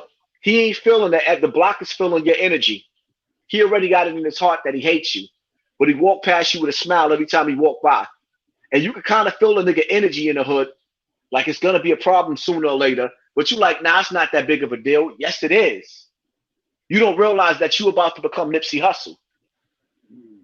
Because at that moment, that argument that you have with that nigga is going to cost you your life right there. Speaking on that, man, you know, the young rappers is getting killed left and right. Pop Smoke. You see the FBG Duck, you know, KJ Baller, a few things, a few other rappers like what's going on out here? What's your views on that right there? Well, I'm gonna tell you like this, right? My views on that is the music industry is paving a way for these young boys to go to the hellfire. And why I say that is I'm starting, the more research I do, the more that I learn is that when you see these rappers coming from young Dirk and King Von's side, those Jews that's controlling the music industry, they're paying these little niggas to make this music, chanting dead rappers talking about I just smoked Tuka. So now, in a situation like that, if your mother died and a nigga sitting up there saying they just smoked your mother, yeah, I smoked that dead bitch, you not squashing that beef. It's like, nah, nigga, you just too disrespectful. Y'all killed them and y'all disrespecting. And then the crazy part about it is you got to think now, all of this music is being streamed on YouTube and different platforms. So it's like, okay, even if I wanted to forget it, every time I look on the internet, I got to listen to you talking about how you smoked and killed. Yo, when I listen to FBG Duck, his song on Dead Bitches, and he was talking about how nigga got murdered by the tire, and this one got murdered over here. And they, yo, first and foremost, I want you to understand something. It's like that video that I made. Son from Guyana's project got life in jail. Rod Diggs, free Rod Diggs. Rod Diggs got life in jail for doing less than what they did. The feds is allowing these niggas to claim bodies on the internet. They're claiming the body. They telling you exactly how the body dropped, where they dropped that. They giving you the evidence from the crime scene. That is enough for the feds to wipe these niggas out. The feds is leaving them there because they're keeping the spell that's being cast through the music industry over Chicago. That's a dark spell. In New York, you got niggas that got locked up for the feds. No evidence. Half of phone conversations. I've seen dudes get locked up from the feds talking about, I got to go buy this baby some Pampers. The feds will go tell the judge that the Pampers was really the drugs and niggas get convicted and do life. If they wanted these niggas off of the Chicago streets, the feds could get them at any given time. So the feds in the music industry is working with Little Dirk and King Von to keep the killing going. And Little Dirk is government. He's make, like I said, the little niggas blood sacrifice in the hood. And that's personally how I felt. And I'm giving you exclusive because I didn't even make this video yet. This is coming. I'm gonna break all that down and I'm gonna show it. Okay. You see what I'm saying? And nobody else seen it like this. They just feel like this nigga's in a position, Little Dirk is in a position, him and King Von, those two little niggas could stop all the killing right now. In Chicago. They can stop it. King Von, nobody even knows what his music sound like on the radio, on the New York radio. But you can see the nigga counting millions in Chicago and handing bricks of money because they're paying him to do what he's doing. He ain't no Jay-Z or Nas, but he is that in Chicago. You see what I'm saying? But at the same time, they keeping him on top of the rap game, and all of them little niggas is streaming music through YouTube. If you look at most of them, they got 1 million views. So everybody knows who they are, and this is being pushed. Why you don't see the heads of the music industry saying, we're not letting this music out. We don't want this music on our platform. This is too disrespectful. When do we disrespected that like that? Niggas is rapping about, yeah, we shot your funeral up. Y'all bitches was ducking. I'm like, what? That's the devil's music. That's the devil's lifestyle. And unfortunately, Duck mother ain't gonna be the only mother that cries over him. That's a sad situation, man. So now when you see these sucker niggas making videos about me, this whole live that we did right here, I ain't do nothing but drop jewels that the young niggas could learn from. These niggas will be sitting up there talking about me instead of educating the hood. They can't do that because they not hood. And when they try to do that, the hood ain't gonna feel their energy because they imposters. And I'm telling y'all, all y'all brothers that be watching, them niggas that be making videos about me, when you look at the front teeth nigga and the wax dog nigga, they did shit that we don't do to each other. Them niggas sent the police, they sent SWAT in my house that could have got my autistic daughter murdered. I couldn't even get my other kids off of the school bus. I should never rock with them niggas. And like I said to the nigga wax dog, we could never squash a beef. I don't care how many videos you make about me. When you die, you're gonna die a rat. Niggas gonna know what you and front teeth did. Y'all niggas did sucker shit out of jealousy. Sending food to my house, calling the animal police, telling them that my dogs is fighting. This is what these niggas did. That's what sucker niggas do. And never did you once see them niggas say, yo, we didn't do that. They thought it was funny. Nigga could never squash. That nigga could never squash. And he texted me talking about, it's dead on my part. Nigga, when I see you in real lifetime, one of us we gonna have a problem. I'm gonna leave it as that. When I see you or the front teeth, I pray to God that I don't never see you because I'm never gonna let you just walk past me. We gonna have to shake and bake till one of us is gone. And that's worth everything that I love. I'm just playing YouTube. I'm just playing FBI. I'm just joking. I'm just saying it. I'm just hyping shit up. Please don't send FBI to my house. We just joking. And that's how I feel. That's how I feel. Like, nigga, just stay where you at. I don't ever want to see you. I don't wish no good on you. I wish the same energy that you put on my house. Yo, son, let me ask you a question. How do you feel about knowing that the nigga Wax Dog and the other nigga had the same nigga?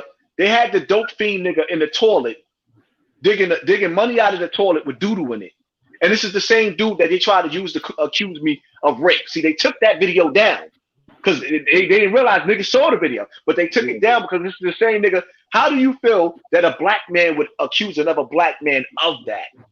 I mean, I think that was kind of corny, but I seen, he's like he one of them niggas that's doing shit for like views and chasing views and trying to be comical, you know what I mean? But that I don't respect that right there. I respect shit that's authentic and real and niggas keeping it solid. So when you gotta make some shit up to try to discredit a nigga or pull his character down, that's not real shit. That's not what real niggas do. You feel me? Yeah, and see, and my whole thing is the nigga scream and act like he a street dude when he don't move like a street dude. A real street motherfucker is not going to try to assassinate your character like that. A motherfucker, if I said something and you feel like I'm a hypocrite, then stick to that.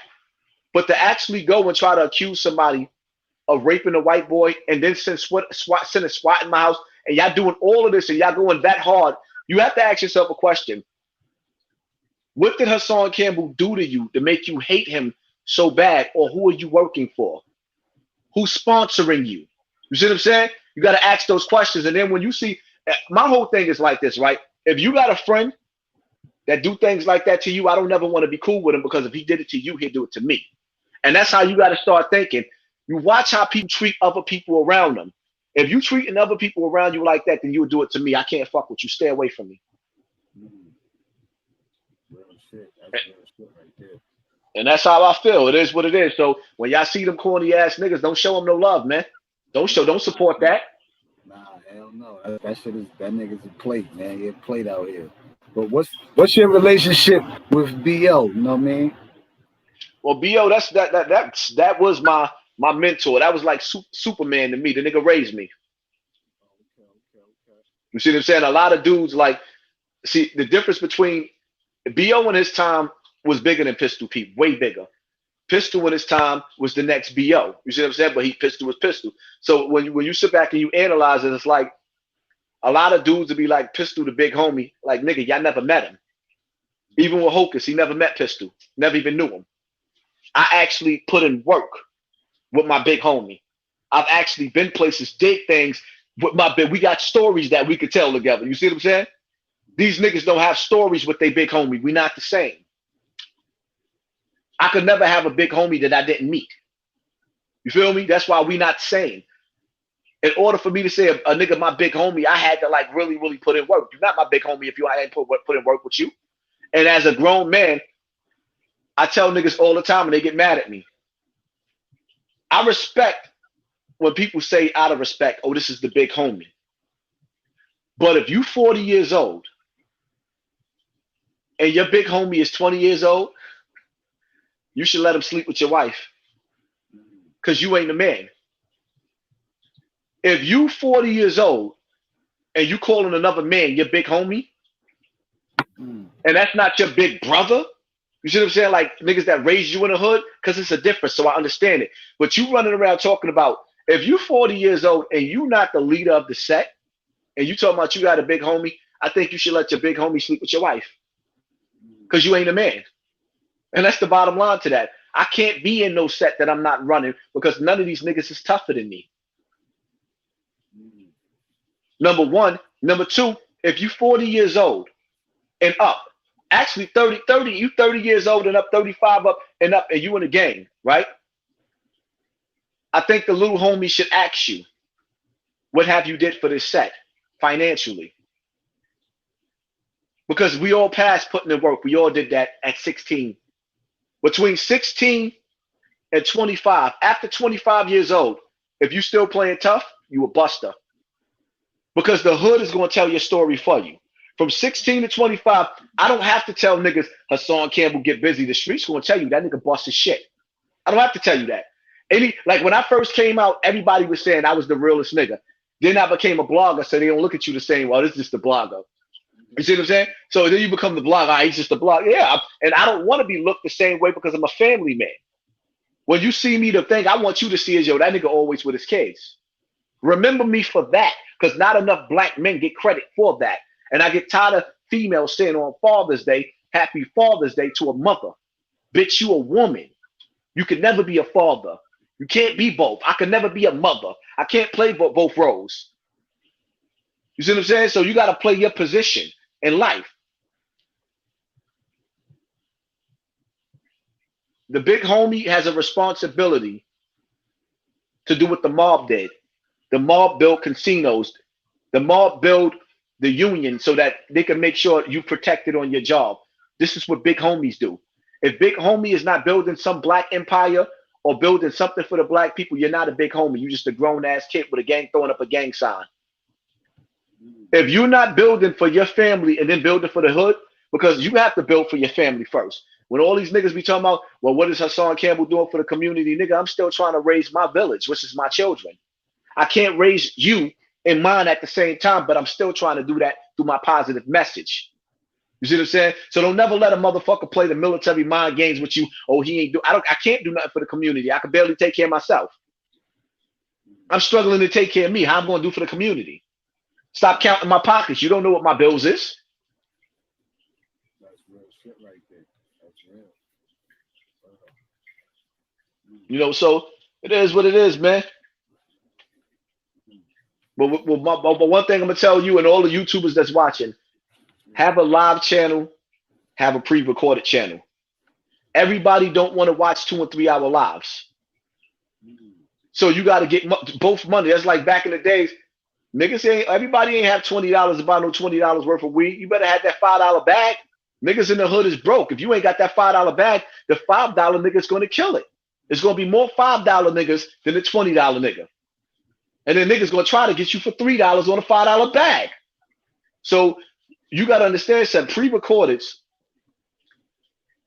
is how you get your bread and butter on YouTube. I'm teaching y'all niggas how I get my bread.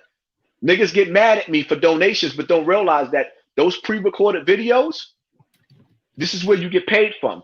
A lot of these lives, YouTube don't even give you no commercials. When you see topics like what's going on with Duck, do a 5-minute video. Give your own perspective. Let people feel you from that and things that you can relate to, and do that. Don't always do the lives, because sometimes like everybody don't feel like sitting through a whole live. No, that's a fact. That's a fact. You grow your page off of your pre-recordeds. My pre-recordeds grew my big page.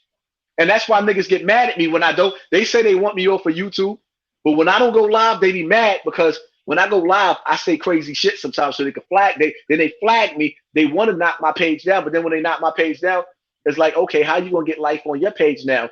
Because there's nothing to talk about if you ain't talking about me, haters. Ain't nothing to talk about. Exactly. You ain't got no storyline, nothing to say. This shit is gonna get quiet. Yeah. Yeah. You got a white boy named French Toast making like, come on, French Toast. Like, come on, really? And then, black people are disloyal to their own people, because when you see black people sitting on a panel with a nigga named French Toast, I mean French Toast. Yeah, right. I don't even know who that is. Who You is see what I'm that? saying? Some clown ass nigga. You see what I'm saying? And then like some of these dudes that you see, like, come on, man. You from Brooklyn. Let's keep it all the way funky. You see the other nigga, the Tazo TV dude, right? Son, do he look like a nigga that you would really fuck with in Brooklyn? Come on, let's keep it funky. I don't really know, bro. You know what I mean? I don't know. Like, come on, man. I don't really know, but I don't know.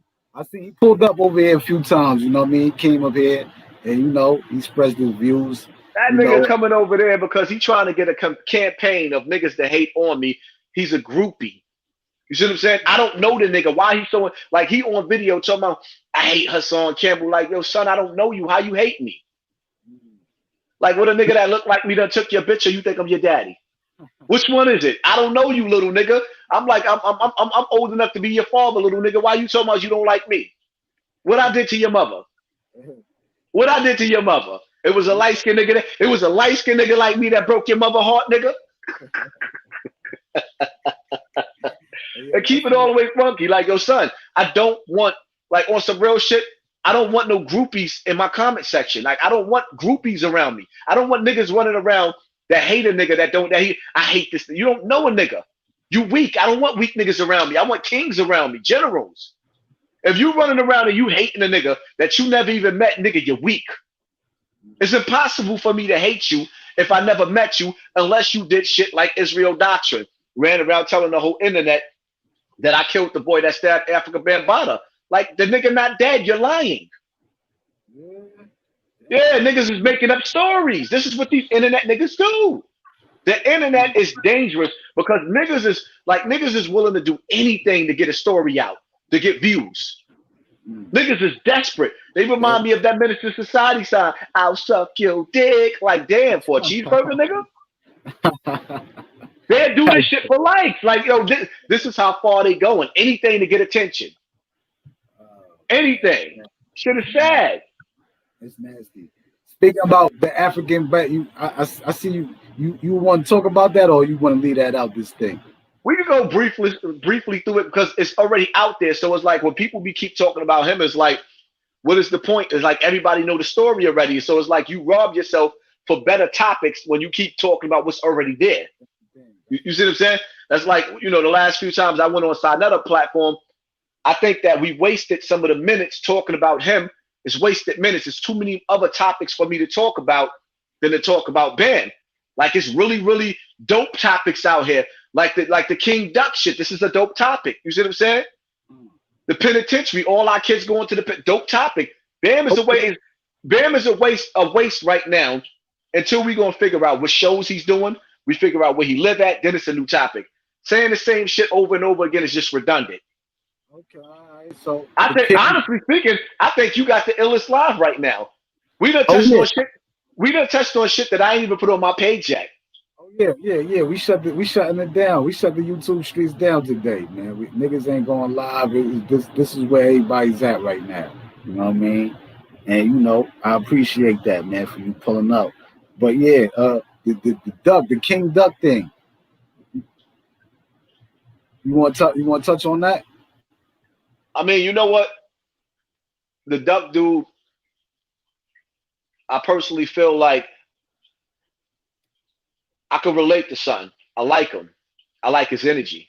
You see what I'm saying? I could tell through videos. I like son's energy. He a nigga that I'm like, yo, that's my dude right there. That's a cool dude. So it's something about after his death, because I didn't know nothing about him to after his death, that made me relate to him. And I felt when he said the niggas like, yo, I don't want nobody to run down on me with my children because I'm not going to do it to you. I got 4 kids. And me, I come from a generation where when we had beef, if we caught you with your kids, we ain't do it to you. I done caught niggas with their moms that gave them a pass. Like, nigga, you with your moms, I'm gonna let you go. That's the era I come from. These little niggas nowadays ain't got no integrity. So, I respected the fact that the brother said that he was willing to squash the beef, but it's like the video I just put up also. I put a video up on my page, my big page, breaking down like I'm not feeling the fact that the nigga moms is a liar. And I gotta keep it 100. I hate when black women be like, not my baby. She's sitting up there talking about the nigga not part of a gang. Bitch, stop lying. You're lying. And a lot of women sit back and watch their kids do all types of shit in the hood and then want to sit up there talking about, oh, my baby, he was a good boy. No, he wasn't. Your baby was on demon time. He was snatching souls too. These niggas was catching bodies. All them niggas was catching bodies. If he wasn't the driver, he was the shooter. You see what I'm saying? And we have to be like that sometimes in the hood, so I understand it. But don't be that fucking mother that's a lying bastard. You're a liar when you sit up there talking about your son ain't a gang. Your son had told you what set he down with. He even sat up there and told you what niggas he killed on record. And if he didn't kill him, his mans killed him. Don't lie. I hate when black women do that. Not my baby. Yeah, your baby. Little Ray Ray shooting the block up, bitch, while you drinking Hennessy. A lot of people don't realize that the mothers is the downfall to a lot of these sons getting murdered and going to jail in the hood because they not on their sons. The father's not there, so that means you have to be twice the parent. You sending your child outside to an early grave or to the penitentiary. You know that when you ain't got a man in your life, there's going to be a man in the street that your child's going to look up to because you didn't supply that with him in home. So then when he going out, it's like when we go outside, we looked up to the B. I looked up to the BOs. BO was a killer. I looked up to Joseph Credit. Joseph Credit was a killer. I ran with Xavier Williams. That's my big brother. Son, get busy. You see what I'm saying? I ran up under my brother T Mac. Shout out to T Mac. He should be home soon. That's BO's own younger brother. Sugar Ray. You know what I mean? Even with Agar, me and Agar had a little fallout that I'm not going to get into because I should have never addressed it on social media, but I was emotional at the time. My mom was dying, and, a nigga was going through something. Alcohol got the best of me. I did what I did, but it is what it is. I still stand firm on it. But even with Agar, that's my big brother right there. I ran with niggas that was official in the street. Everybody around me was official. That's very shit. You see what I'm saying? Big F. I ran with Big F. Big F raised me. Big F had like 17 bank robberies. See what I'm saying? The niggas I came up with had bank robberies. Niggas was no BO had bank robberies. Sugar Ray had bank robberies. Okay. So tell the people how much time you did and what was your experience like in prison and all that. You know what I mean? I beat all my cases, so I only spent Rikers Island time. That's why niggas be mad at me. Like, niggas be mad because they actually went up there, did 10, 20, 30. Like, nah, I spent years on Rikers Island. I always made it home. So that's why niggas like, oh, he ain't got this on his record. Nigga, because I beat my shit. That's why. And this is when niggas go, oh, how you beat all these cases? Because murder cases is the hardest cases the easiest cases to beat, nigga. They're the easiest. When you stop telling on yourself in the internet, plus on top of that, I was innocent anyway. You know what I mean? I'm an innocent nigga. So let's leave that as that. But murder cases is the easiest cases to beat. Okay. Robbery cases is the hardest cases to beat. If you got a nigga that said he robbed me, and he willing to go to trial saying he robbed me, those are the hardest cases to beat. Murder cases, you got to have a motive. The jury want to understand, well, why would he do this? If you don't have no motive, you don't have no case. You got to have motive and you got to have witnesses. Even just having the witnesses is like, oh, I saw him do that. Really? Did you see him? Both of those witnesses got to say the same thing. If there's reasonable doubt, you're going to be found innocent. But the reality of it is, I don't want none of y'all dudes to feel like, you know, we glorifying that. I don't think you should kill nobody unless you have to protect yourself or your family. Right. I don't think you should be killing nobody outside because your man got beef with another nigga over a girl. That's some sucker shit. Go get you a new bitch. I've seen a lot of dudes, man, you know, like Blow for Webster, man. Boney, I seen the brother get life in jail because a female took the stand on him. You see what I'm saying? So y'all got to be careful with these females. I seen Boney to get life in jail. A female took the stand on him. I seen brothers go to jail and do life because a brother killed another brother over the female, and that same female don't even do the bid. She rocking with another nigga. So you go to jail over these bitches if you want to. I've seen a lot of niggas, especially in the South. Dudes in the South get around, they beat murder cases, or they never get caught for it, and then they pillow talk. Yeah, I popped. That's why I popped that nigga. And that same bitch being told everybody, and that's how the police led back to you. Stop pillow talking with these bitches, man. Right. What you do in the street after you commit a crime, it shouldn't be talked about. There is no conversation. Dudes want to be glorified for what they did, man. It's not about what you did, it's about what you're doing. And at 40 years old, 50 years old, 30 years old, you got to create a blueprint of what you're going to do to move towards in the future. I just tell y'all, don't always get caught up. That's like right now, you know, don't always get caught up in the lives. Make your pre-recorded game your best game, because your pre-recorded game is where you're going to make your money from. A lot of people going to see that you live. They're going to tap in, they're going to tap out. Those 5-minute, 10-minute, 20-minute videos is everything. That's going to build your platform right there. Get interviews on your phone, upload them, start spending more time outside. You in the hood, stop doing all your videos in the house. Let niggas see what your hood look like. You see what I'm saying? Go to the corner store, get you a chopped cheese. Make it or break it. Do mukbangs. Never be the same nigga. That's why people hate me. Like, yo, you'll see me put my fish up. You'll see me doing videos talk about my dogs. Never do the same thing every day. It gets redundant. Nobody wants to watch you no more. This is what these haters got to understand too. They doing the same thing every day. Who's going to watch you do the same thing every single day? It's like, all right, I seen this episode. I heard this episode yesterday. What we got today? Same shit. All right, I'm out of here. Now I'm going to watch Math Hoffa. Shout out to Math Hoffa. I'm going to watch Mano. So now the celebrities is going to take your shine because they always got something to talk about. Exactly. They pulling people on their platform. You got to understand something. Every video, every live that you are doing, every video that you put up, you want to compete. It's like when you put out music. If my music is not competing with the top 5 songs on the radio, I'm not making it. My videos got to be able to compete with the best of the best videos, and this is how I became the best on YouTube. That's jewels right there. I like that. I appreciate that. You feel me? I want to see everybody win. So you got to have something for everybody. Got to have something for everybody. You ain't got to do every video. Do some pre-recorders outside, walking, talking. Do some of the. I started off in my car. Look how many niggas started doing videos in their car off of me. Everybody. I see a lot of motherfuckers doing that. You know what I mean? Everybody started doing videos off of me being in my car. You see what I'm saying? So it's like, and they don't understand. It's not the car that made me. It's the topics. You got to come with the topics. You got to come with the energy. Know how to cut a video short. Like, nah, this shit was dope. We gonna leave it right here. We ain't gonna drag it out. Like, I done seen niggas do 8-hour lives, and I'll be sitting up there saying, like, yo, son. Yeah, that should be it'd be too long. Like, you know what I mean? Too much going on, screaming and yelling. Like, I don't be with all of that. You know what I'm saying? I like to have grown conversation, shit that you could, you know what I mean? Everybody get their dialogue off and you could get something out of it. You feel me? Yeah, man. So it is what it is. Like, just come up with your topics, man. Have a plan. Like, every day have a topic. You know what I mean? Start building. If your people really gonna fuck with you, they're gonna follow you over to your pre-recorded page. Start building that.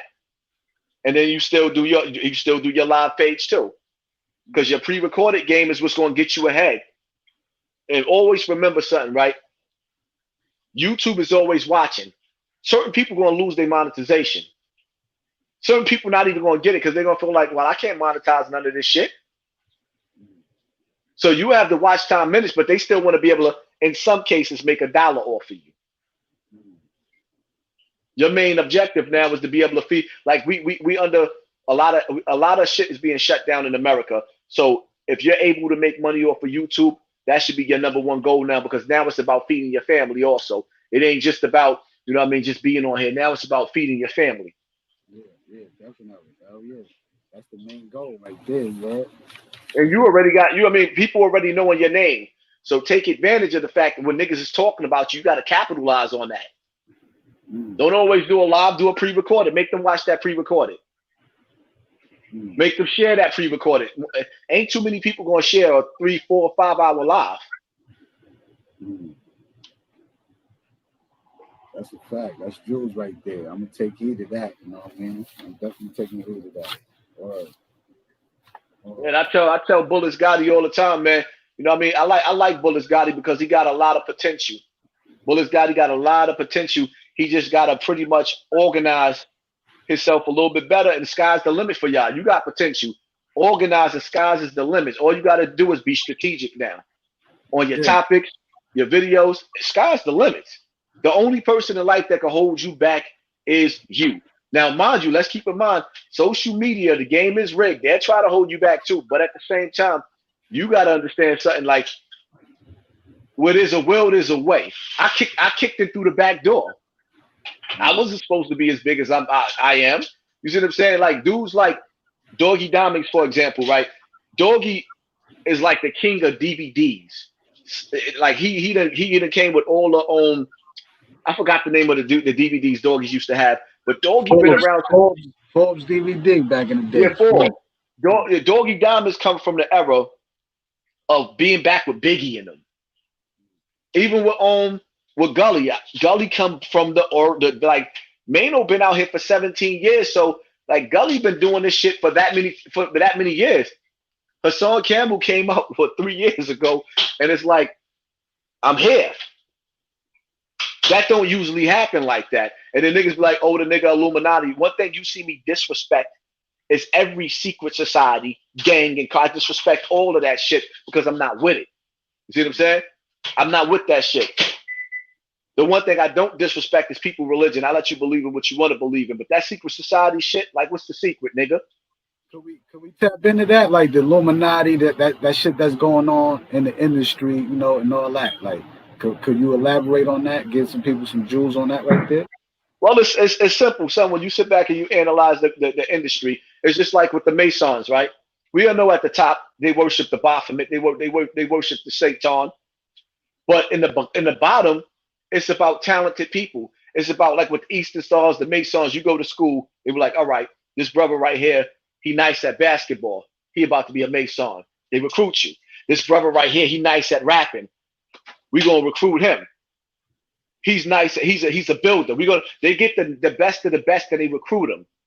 As you get to the higher ups, you start to be on a level with Jay-Z and them. Well, you know, all right, now he's ready to be a billionaire. You know what I mean? They let you come through, but you got to deal with that Satan worship. When you're dealing with skull and bones, them dudes lay in a casket and tell their deepest secrets while they masturbate in a casket. You see what I'm saying? You ever notice when you watch movies like Stomp the Yard, right? They pulled Duke in a dark room. After they shaved his head, bald head, they pulled him in a dark room. What's the secret? You see what I'm saying? They like to have shit over you. You go to some of these colleges, what you see them doing? You see them hazing. They'd be hazing where you'll see even sometimes these secret fraternal orders, they'll haze a person so bad that they'll kill them and they don't even get charged with it. That's the power that they got. Now, if we beat a nigga to death in the street, we're going to jail. In the colleges, they don't. It's called hazing. It's an accidental death, even though they killed them. That's what you're dealing with. So now you got secret societies in this world that run the world, and they control you. Black Lives Matter is the heads of it is a secret. It's a secret fraternal order. You can see it clear as day. They being ran by the elite. And you see all of that shit in the video. They got the triangle, they got the eyes, they doing shit like this, and they doing all kind of things. It's all in the videos, and there's a lot of people that's blind and they don't see that shit. You know what I'm saying? You know what? People around the world are waking up. We see it, but at the same time, everybody wants to be that rapper. So people are willing to practice homosexuality to get in the music industry. People are willing to do blood sacrifices and practice homosexuality to be in Hollywood. They're willing to do that because it's like everybody wants to be the next 50 Cent. Everybody wants to be the next Will Smith. Nobody wants to be themselves.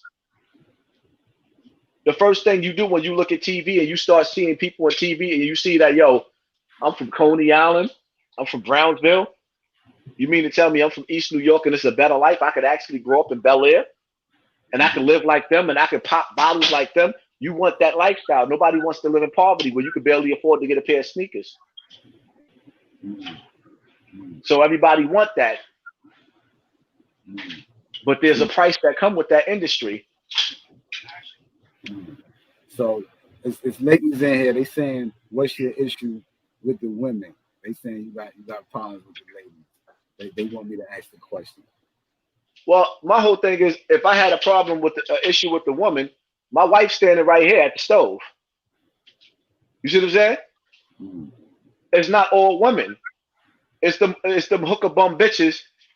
The worst place in the world is in the womb of a hood booger. These women are sit back, and it's not all women because my wife provides a lifestyle for my children to have a house, cars, food on the table, and she goes out there and she's a go-getter. You have other females. I don't knock the ones that's struggling in between jobs, might be on welfare, Section 8 for a second. I do knock the ones that sending their sons out there for the hood to raise, and their kids are killing kids. That's my problem. You got women that's sending their children outside that's becoming killers, and they sit up there saying, not my Mike, not my Ray Ray. Like, see, these other niggas can't understand that. They ask you these questions because they not from the hood. A hood nigga not going to ask you that. You know what a hood nigga going to say? What we grew up listening to. Why these same niggas that's typing in the comment section don't ask you why Snoop Dogg came out in Dr. Dre? Bitches ain't shit but hoes and tricks. Why did Dr. Dre and Snoop come out with that song? I just want to fuck you. No kissing and hugging, girl. You got a husband who love. See, you see what I'm saying? Why they don't ask the pimp on the corner, yo, why you pimping that black sister like they did in slavery? Why you prostituting her? I'm not prostituting my wife out. So, you see what I'm saying? This is where they play military mind games with, where they don't want us to hold the black woman accountable for the stepdaddy, like in Baby Boy that's coming in the house and kicking over Shorty Castle. They don't want to be accountable for how many dudes right now is fucking like 10 different bitches, and them bitches got kids in their house, and they don't got no love for those goddamn kids. Why they don't act? Why they don't talk about how they do that? But then again, some of these niggas don't get pussy. So they'll try anything. They'll try anything to come at me. Oh, why he treat black women like that? Do you realize that I got a big my black woman, my black sisters are starting to support me more than the men now because I big the ones up that's doing the right thing, and I make a difference between them. So they can stop with the mind game. When you watch my lives, you see black sisters donating in my chat. A lot of them.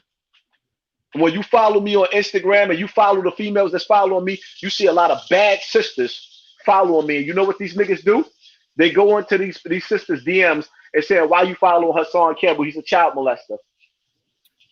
Yeah, now that's some hating ass shit. And I just laugh at it because I'm saying, yo, you got to be a weak motherfucker to go follow. And I leave my shit open on I don't put my page on private because I don't care.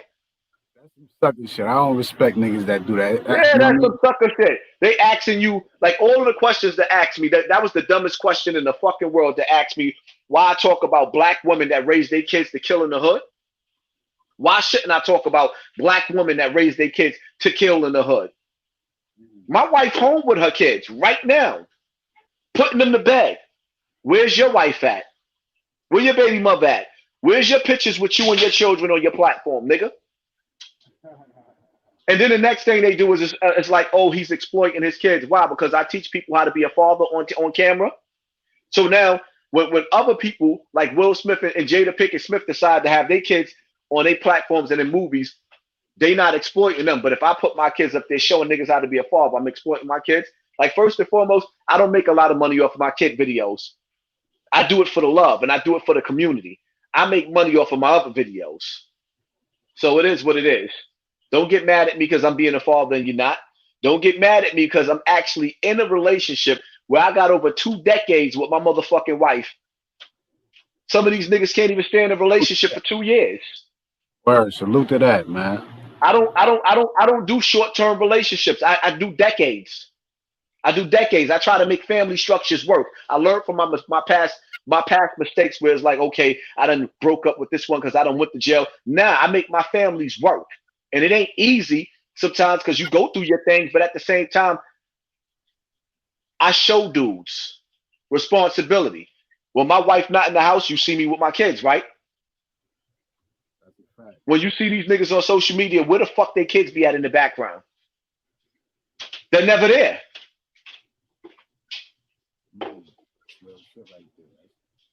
So any of you clowns in the comment section got anything else you want to ask? You know, they shooting they wild questions and all that. You know that. That's how the game go. But let me ask you this. I know you see the OG product situation. You know what I mean? Dudes ran down on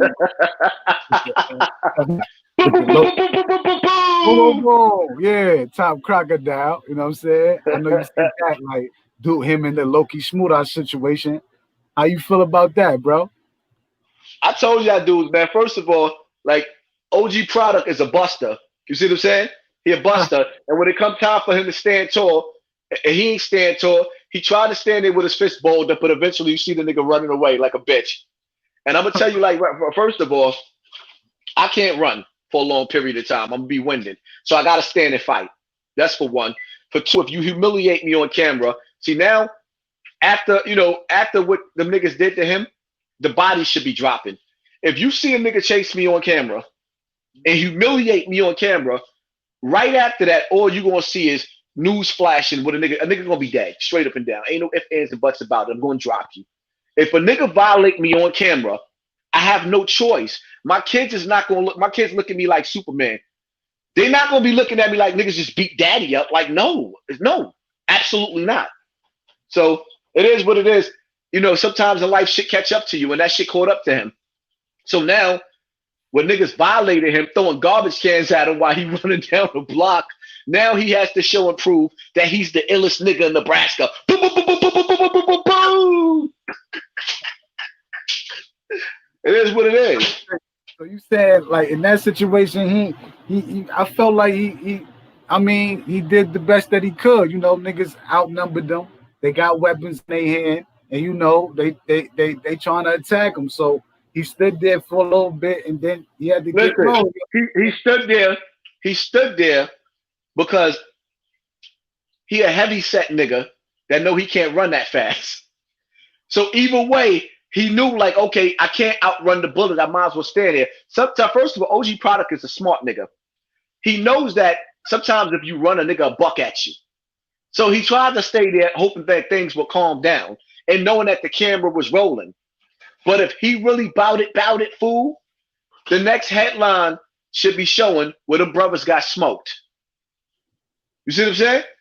And then the bad part about that, because I don't want to see that happen to none of them brothers. Shout out to them other brothers that pressed them.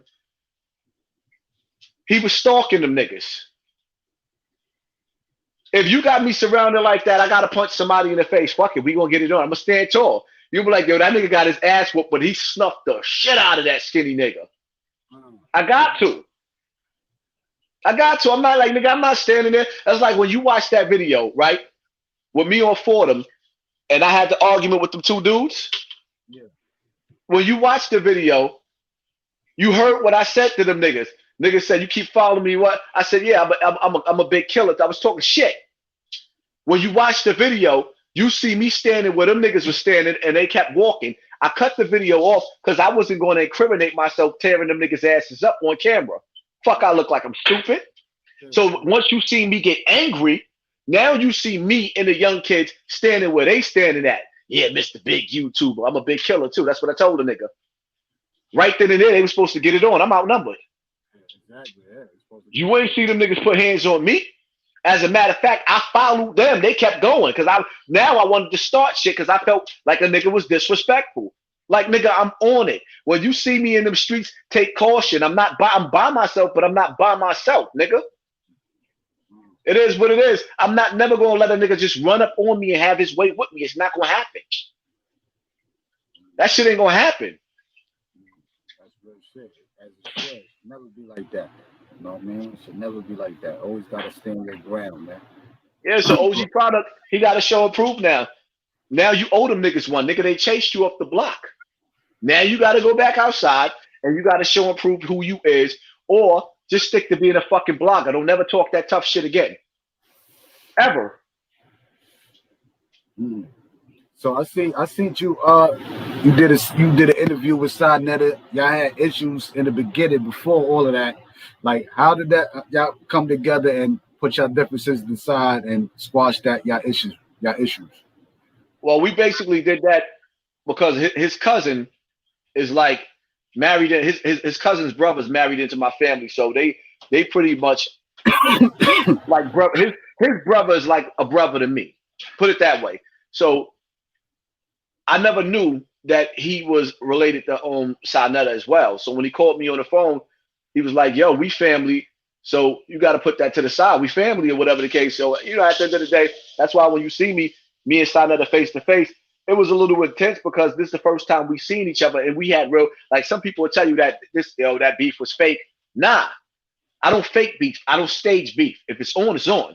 But, you know, for the most part, you got to be a man of your word. You don't see me making no videos dissing them, and we come out there and we speak now just to show niggas you can put shit to the side, regardless of what. Just put it to the side, and that's what we did.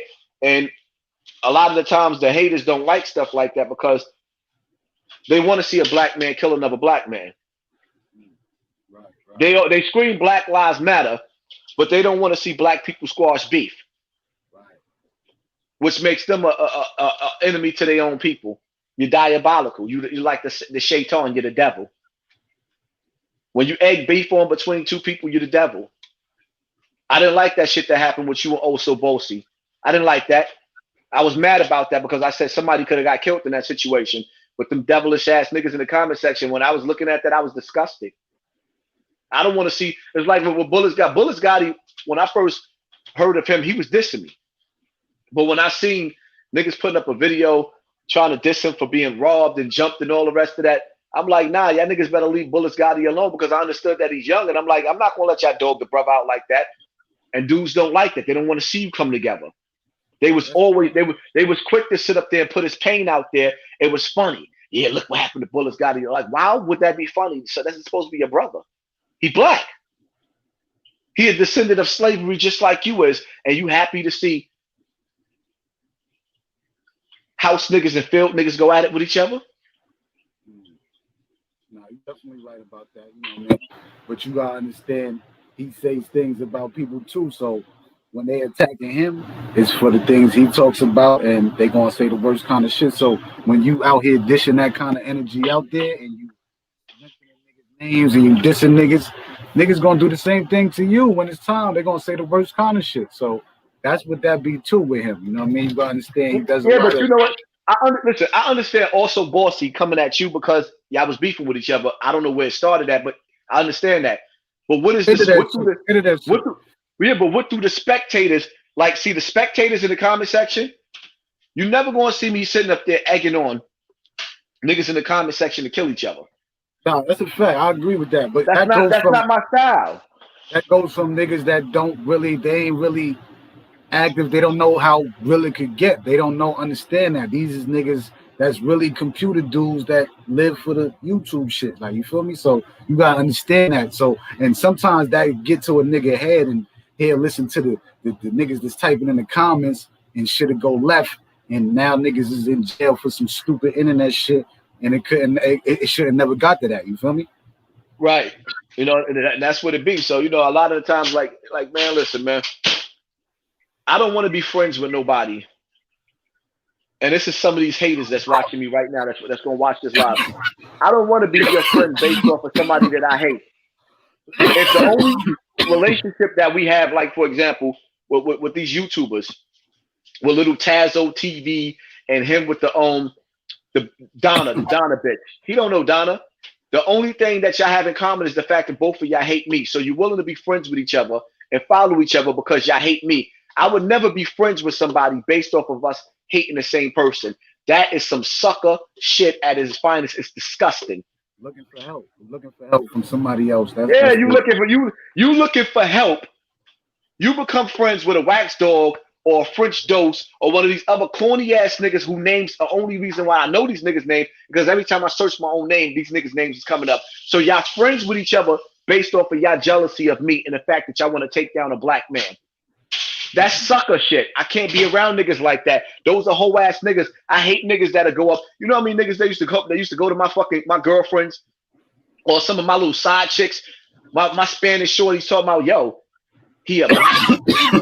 What you doing with that blackie? Or coming to my shorties like, yo, he got a wife. Why you messing with that dude? Nigga, mind your motherfucking business. Yo, why you fucking with that dude right there? Yo, he ain't gonna treat you right. Yo, you a sucker, nigga. You mad because I got the bitch and you ain't got her, so you a hating ass nigga. And that's what these niggas is. They mad. That's a fact. That's a friendly fact. It's a lot of that. That shit is at an all-time high out here, man. That's like money and pussy is like pussy is the second thing to money that niggas die over. You heard?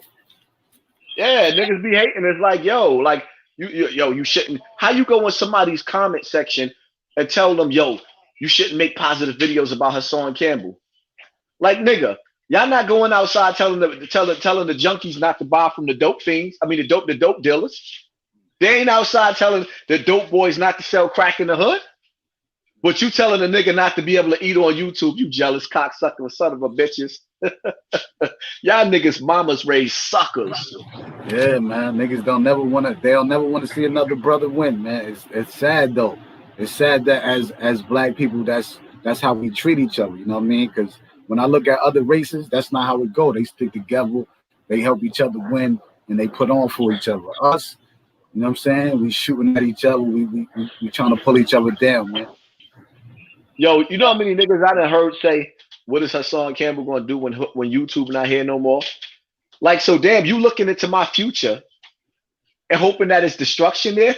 Yo, you looking into my future and you wishing bad, like, please take YouTube so that you can't work, so that you can't watch me anymore. You addicted to me and you hate the fact that you addicted to me, so you hoping they cut YouTube off so you can't watch me no more. So then what you gonna do? Go over to Facebook and Instagram to watch me? Like, damn, that shit whack, man. I've never sat up there and said, yo, I hope BET get shut down so 50 Cent can't be up there no more. That's some sucker shit. That's bad. That's you, real life hater. They said ask him about Monty. Who Monty? Monty Woodgrain over. Why the fuck would I want to talk about Monty Woodgrain? Why would I want to sit up here and promote another YouTuber that built his whole platform just talking about me, and now nobody wants to watch his videos no more because they got boring? So now you want me to give life back to another nigga that's my groupie? You see what I'm saying? So now y'all niggas want to talk about other niggas, and then you want to talk about niggas that's not even winning. You see what I'm saying? They want me to talk about the losers and not the niggas that's winning. You see what I'm saying? Let's talk about some motherfuckers that's doing real shit, man. That's winning. I don't want to talk about a losing nigga. Let me ask you this then, the real question. You know what I mean? We're gonna go to, like, you know, it's a lot going on in our inner cities, in the community. You know what I'm saying? A lot of you know, police brutality, black on black violence. What you feel like we gotta do to, you know, change the narrative and make things better in our communities? First thing you got to do is, for one, like I say all the time, when I seen gang members marching, I was disgusted.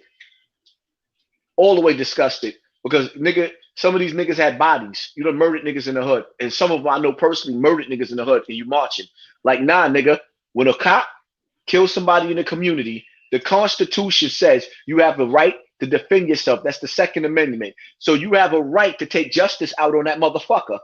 And no, I'm not condoning nobody going to hurt no law enforcement. That's not what I'm saying. But the Constitution says you have a right to defend yourself. You have a right to bear arms. In the Bible, in the Quran, it says an eye for an eye, tooth for a tooth. Nigga, you kill my cat, I'm going to kill your dog. That's how you get your respect. 2, you go to the precinct and you start building rapport with the police, because no matter how we feel about the police, the hood need policing. Because my son and them is not doing it. They waiting for the government to fund them so they can clean the community up. And if you got to wait for the government to fund you to clean the community up, that means you don't give a fuck about it. Because when a baby dies, and the baby is dying in every borough, every city, every state, like rapidly, and you're not doing nothing about it, you're not saying nothing about it, that means your whole movement is fake. You paid programming.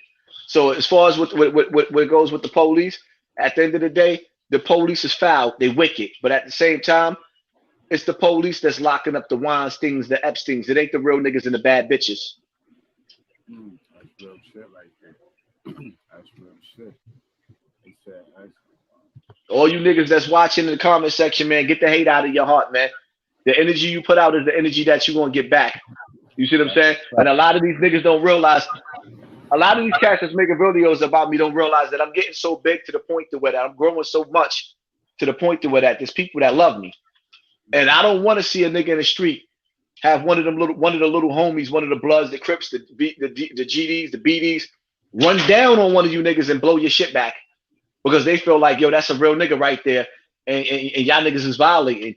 You got to understand something. People know your faces, but you don't know their faces. Y'all niggas is making videos, and sooner or later, somebody might just smack the shit out of you, and I don't even know nothing about it. You see what I'm saying?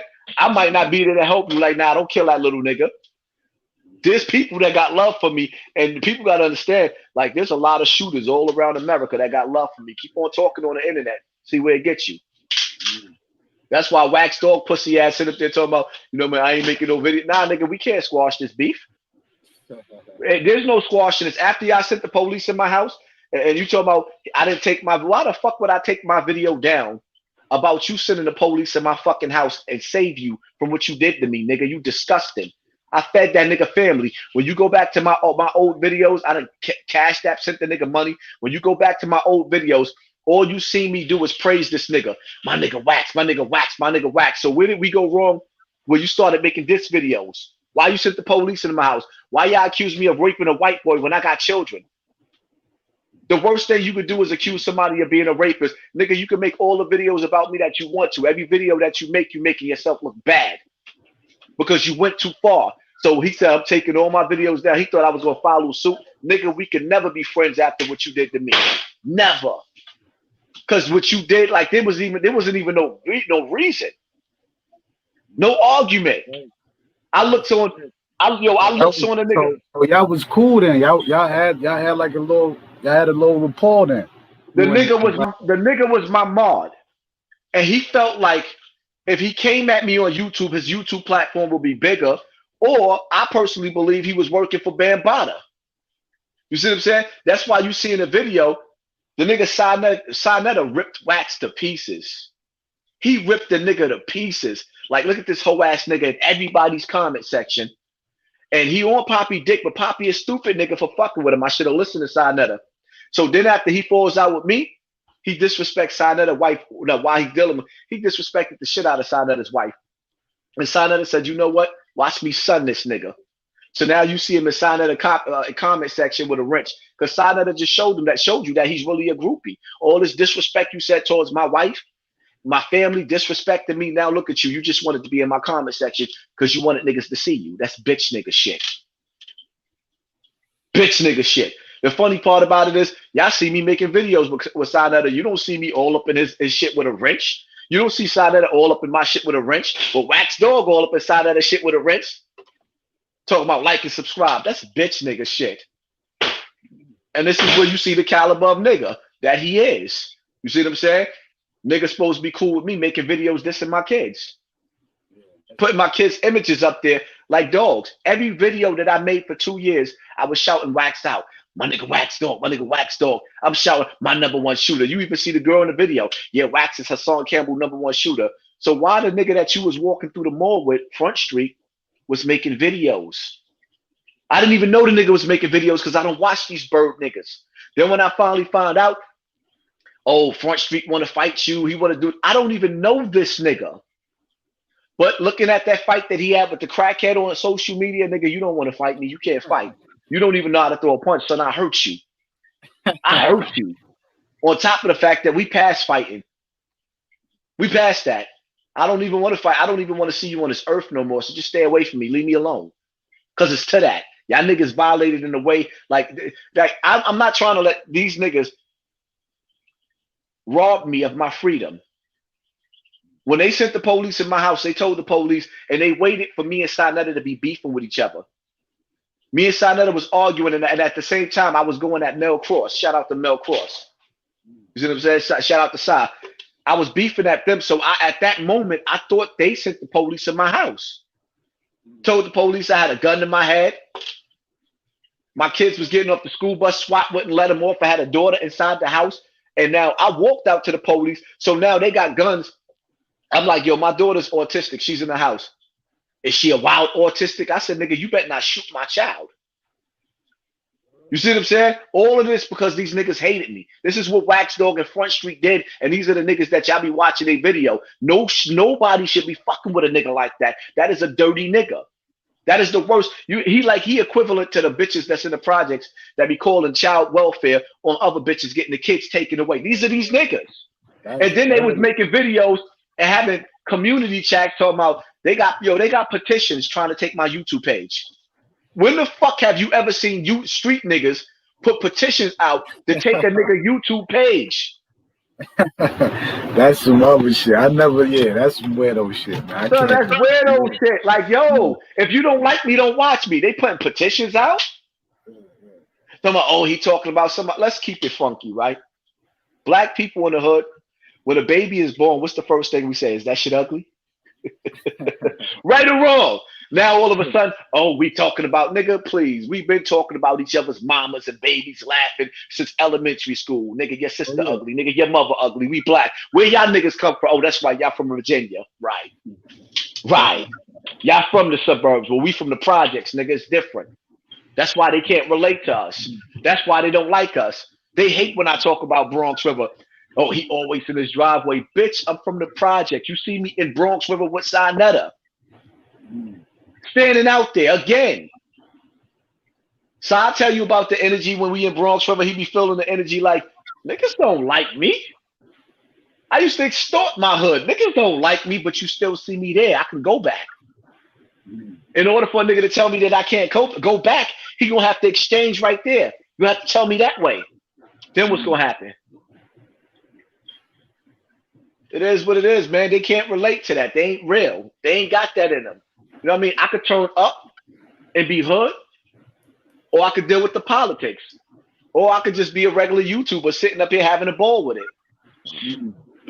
Let me ask you this: what's the beginning for you starting your YouTube channel? Like how it all started with you?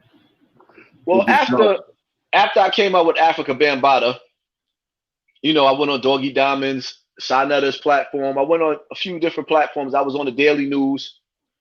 The story got old. So people was asking questions. They were still asking questions like, yo, why did you come forward? So my first video on YouTube was why I exposed Africa Bambaataa. My second video, I think, was exposing KRS-One and B2K. I was speaking on pedophilia, and see, dudes be like, yo, why he don't talk about pedophilia no more? Because don't nobody want to see a nigga talk about pedophilia for 4 years straight now. I did this shit for years. Or why he dealing with celebrity gossip? Nigga, I come from the home of hip hop. Why the fuck wouldn't I? Do it make sense? I was raised by the godfather of hip hop. I come from the home of hip hop. Why would I not talk about hip hop? See, a lot of these niggas, they can't say that. They don't know nobody. They didn't come from nowhere. They don't have no background, so they got an identity crisis. Everybody trying to be something that they not. I don't have an identity crisis. I know where I came from, who I came from, and you can background check a nigga and it's authentic. They can't say the same thing. They're not connected or tied to nothing or nobody. That's real shit. That's why these niggas be mad, man. They really nobodies, man. Niggas is you said it. Niggas is really nobodies, like really, really nobodies. And in a minute, they're gonna be mad at you because they're gonna sit up there. This nigga Ice Coleon, he rocking. They mad at you now. They mad, yo son. Yeah. They mad at Bullet. It's gonna be a million. It's gonna be a million other niggas blogging and going crazy. You know son, they mad at Bullets Gotti. They mad at Bullets Gotti. They mad at you already. So come on, son. You see the amount of videos that they make on me? Is that normal? Is that normal? Y'all niggas is not normal. Y'all cool. And they be mad talking shit. Niggas be making up lies like Hassan Campbell arms is fake. Nah, I'm getting my shit tight. Oh, Hassan Campbell got the George Jefferson. Nah, nigga, you see all my afro in, nigga. Okay. Yeah. Blowout. Yo, son. That's why you pulled the blowout with all the niggas today. You had to show son, what time it was. You know what? Now, you know what it is? I just be like, some days, I don't care what people feel. I want to show motherfuckers, like, son, I wear my hair all the way. I don't care. Like, when people sit up there and say, my kids was like, Daddy, you better cut that. You look like the 80s. I'm like, no. Because in life, you're supposed to be able to have your own identity. People can't tell you that you can't have your own style. In New York, we set trends. We don't follow niggas. We lead. We move the crowd. Like Rakim said, move the crowd. I want to move the crowd. I don't want to follow the crowd. I want to move the crowd. That's real shit. So since we on hip hop, I seen it in the comments. Who's your top 5 rappers? See, that's hard. You know why? Because I feel like the top 5 shouldn't even be like Rakim. I can't compare. Rakim gotta be there. Kool G Rap gotta be there. You see what I'm saying? Ice Cube gotta be there. You see what I'm saying? And when Ice Cube first came out, it's like, even with KRS-One. So you got Big Daddy Kane. You got to push them to the side. You can't even put them in that category. Then you got to come with Tupac, Big, Nas. You see what I'm saying? Then you coming with them. You got, and then it's categories. That's like, for example, EPMD is an all-time great. So I don't compare EPMD and Run DMC to nobody. Because EPMD and Run DMC, like EPMD did it the best. But then, like there's nobody, like absolutely nobody that could fuck with, like MOP, I was shooting niggas to MOP. Say what, I'm packing blue steel. MOP is my all-time like favorite. Then you got Mobb Deep. When Mobb Deep came out, I was in jail for murder. When Mobb Deep came out, yo son, when I heard Shook Ones, I went bananas. When I heard Shook Ones, I was going full in jail. That's classic. That's a classic. Yo, when Biggie dropped Who Shot Ya, I was going stupid in jail. When I got locked up, I had Biggie cassette in my pocket. His first CD, I had that in my pocket, and I didn't know that they had cassette tapes, so I was listening to it in jail because I got locked up in Connecticut. Then they extradited me on back. And the first case they charged me with was when I shot Max on Trio. You see what I'm saying? Max got tore up, and the nigga he went stupid after I shot. Max was on, and Max was shooting mad people. He just didn't win that shit with me. He got dropped, and he told on me.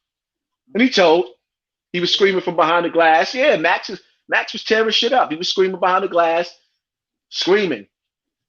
That's him. Like he told on me, and he started the beef. But that's what niggas do. He told on me, and he told on me. He started the beef, and he told on me. He just didn't realize he picked the wrong day and the wrong time. I was like, honestly speaking, that to be honest with you, that day, I'm gonna tell you something I ain't never really told. I was actually looking to do stick-ups that day. We was looking for something to rob that day when that nigga got shot. So when he started the beef, I'm like, yo, son, this guy, hey, he arguing with Eric. Or whatever the case may be. And the statute of limitation is up, so it is what it is. He arguing with Eric or whatever the case. But he looking past Eric arguing with me because he felt like my reputation at the time, I had a reputation. yeah, this nigga not all that. I'm like, yo, son, would you go ahead? You gonna make me do it to you. So, make a long story short, he ended up holding his stomach, screaming dear murder after he told niggas, I'm going to get my gun. That was just a mistake. Watch when I come back, I'm going to get my gun. Oh, you thought niggas was going to let you? So he ended up screaming on the floor, you know, holding his stomach, and he told. Next day after that, I had a homicide after that. The very next day, I was on the run for a homicide in that because he told from the jump. Then the homicide, they told from that. All these cases niggas started. They told, everybody was telling. So now I'm sitting up there facing all these homicides because niggas is telling. It is what it is. That's crazy, man. That goes to show you, man. You know what I mean? It's real on the field. Shit get nasty. Niggas is folding. Get them lights up in here. You heard? They hating. How many people watching right now? We at 177, man. You That's heard? good because Yeah. I'm gonna take the live and share it in my community tab when it's over with, so more people could be able to see it, sit up there and see. So you know what I mean? I appreciate that, bro. You know what I mean? Niggas ain't gonna be feeling this though. They don't like that shit right there. That shit right there, we don't like that shit. They don't like that. All right, this is another thing I see. The shooter, you know what I mean? Shooter non-Trey. You know what I mean? That's the bro. I fucks with him, real solid dude. You know what I mean? Jacking his music and all that. I seen you said the jury thing. What was your views on that? What about the jury? You said something about him giving his man the chain. Oh no, basically what I was saying is, you know, and I don't want dudes to get me wrong. I kind of think that the shooter dude is a cool dude. But sometimes people just don't like when you touch on certain topics. I don't hate the brother. I think he's cool. I like Shooter. He got offended at what I said. I don't bite my tongue. You see what I'm saying? I don't bite my tongue. And even when it comes to Shooter, no disrespect to him, but you know what I mean? Mel's his man. If you about the fact raps and you standing tall like that, like son, Tekashi ain't supposed to be running around like that. Don't talk about standing tall and that nigga still running around. You see what I'm saying? If that nigga's your homie is your homie, nigga, you got food to eat. It is what it is. And that's how I be feeling about that. And I stand tall on what I say. If a nigga's food, the nigga's food. Don't tell me you standing tall when a nigga running around the city like that. Would your homie do it for you? You see what I'm saying? That's why I removed myself from that lifestyle. But as far as like what Shooter handing the chain over, I just feel like in one sense, I think what he did is dope because he had love for the brother. I respect it. And in the other sense, I feel like that's some nigga shit. Like, instead of us passing property and businesses down, how much did it cost for that chain? If that chain is real, that chain was enough to open up a store if it's real. You see what I'm saying? If that chain is real, that chain, you see what I'm saying? That piece alone, if it's real, that's enough to start a business. We pass businesses down, land and property, houses down, not gold chains and whips. So on one hand, I think what he did was dope, looking out for a brother. On the other hand, I think that's slave mentality. And I want people to understand that's not to diss Shooter, but when I speak on shit, niggas get in their feelings. You see what I'm saying? It's just a topic. It ain't no disrespect. If I seen somebody coming at the brother Shooter in the street, I would help the brother. But now we gonna be enemies because I spoke on a topic as a blogger and you don't like what I said, nigga. I ain't scared of nobody. I don't duck and hide nobody. Like I said, once again, shout out to the brother, but at the same time, like, yo, son, I don't back down. I said it, I meant it. That's how I feel. I get you. I copy that. You know what I mean? I don't hate the brother. I like the brother, but you see what I'm saying? If I can't speak on a topic as a blogger, then I gotta be a sucker nigga because I seen some shit that I just don't agree with, then damn. You see what I'm saying? But with the whole Tekashi thing, right?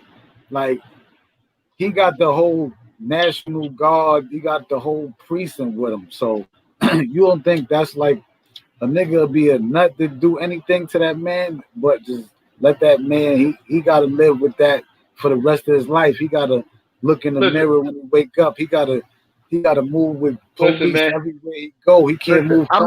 That's why I don't say blood in, blood out no more. Because if I say it, I meant it. When you really bout that life and you live like for example, and you lived Like some of the niggas that's really, really on it. Those Chicago niggas is on it. If he was walking through the street, them niggas aired the funeral out with the police there. You see what I'm saying? So you don't pick and choose, just like with the looting that was going on Fordham Road. Niggas robbed the goddamn jewelry store and everything, the clothing stores in front of the police. So now all of a sudden you can steal in front of them, but you can't get busy when you're supposed to. If you say and claim blood in, blood out, then be that. That's why I don't claim that no more, because I'm not willing to blood in, blood out. If I got responsibilities and children, I should be able to retire and fall back and say, you know what? I'm a retired OG. With these rules that these niggas got, if a nigga get killed on a street corner because he stole a pocketbook, nah, he killed the homie. Nigga, you got to go put that work in. If I say blood in, blood out, I mean that shit. When I rep that shit on Rikers Island, I meant that shit. When I came home, I meant that shit. But then when I started seeing how dudes like Magoo and other niggas was being snatched up by the feds, and dudes was being charged with federal crimes in the streets for just being blood, and I realized just being affiliated with niggas that was suckers could get me the rest of my life in jail. No. Because me and X was holding it down, but then some of these other niggas that was throwing it up was pussy. And I knew they was pussy, but because they hung out with real niggas, it was like, okay, you riding a wave that you really not. I ain't with that. I'm not with that. You'll see me by myself before you see me with niggas that's not official. Unless I'm mentoring a younger nigga or some shit like that, you'll see me by myself before you see me standing with a nigga that's official. I'd rather have no friends than be around suckers. And that's my whole thing. On top of the fact that I said again, even with the shooter brother, I think he's dope. I think his music is dope. But people don't understand that I also think that he has an obligation as a grown man to change his image. Why can't I say that about a brother and love him at the same time? Why do I have to be an enemy? You see what I'm saying? Why do I gotta be an enemy to sit up there and say, yo, I think you need to change your image, but I think you dope? Why I gotta be a sucker or a clown for saying that because a nigga's 40 years old is still acting like he's a 20-year-old action figure? Niggas be looking like 40-year-old hood boogers. Like a hood booger action figure. And they get mad at me for saying this. When you grown, it's something about you that should say grown. You see what I'm saying? Your grown man is supposed to kick in. Niggas grown mans ain't kicking in. And that's my whole thing right there. Niggas grown mans ain't kicking in. It's time for the grown man to kick in. I get that. I mean, I understand what you're saying, what you know. You know, so at the end of the day, shout out to Shooter. That's a fact. Shout out to him. I like his music. You know what I mean? But I feel like a lot of our lyrics now is causing death in the hood. I feel like, you know what? At the end of the day, 40-year-old men should not be rapping about shit we did at 20 years old. Because if you were still doing that same shit at 40 years old, the feds is coming to get you. They already want you. They already feel like you escaped the trap. They want you.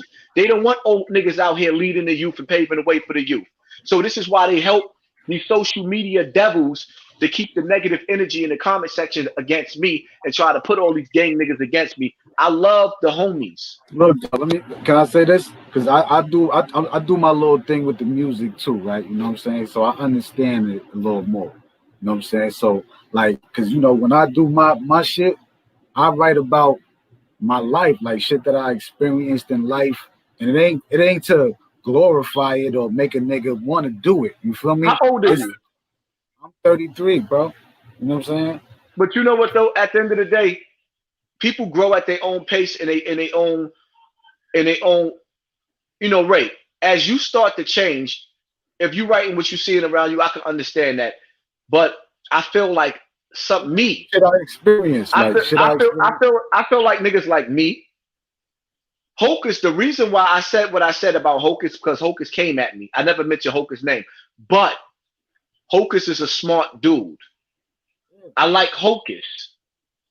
But he didn't like the fact that I said what I said. So now we got to be. I like Hocus. But at the same time, I think I could chop it up and I like Hocus.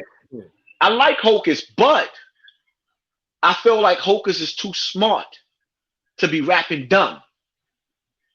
I think Hocus is too. Now, catch what I'm saying.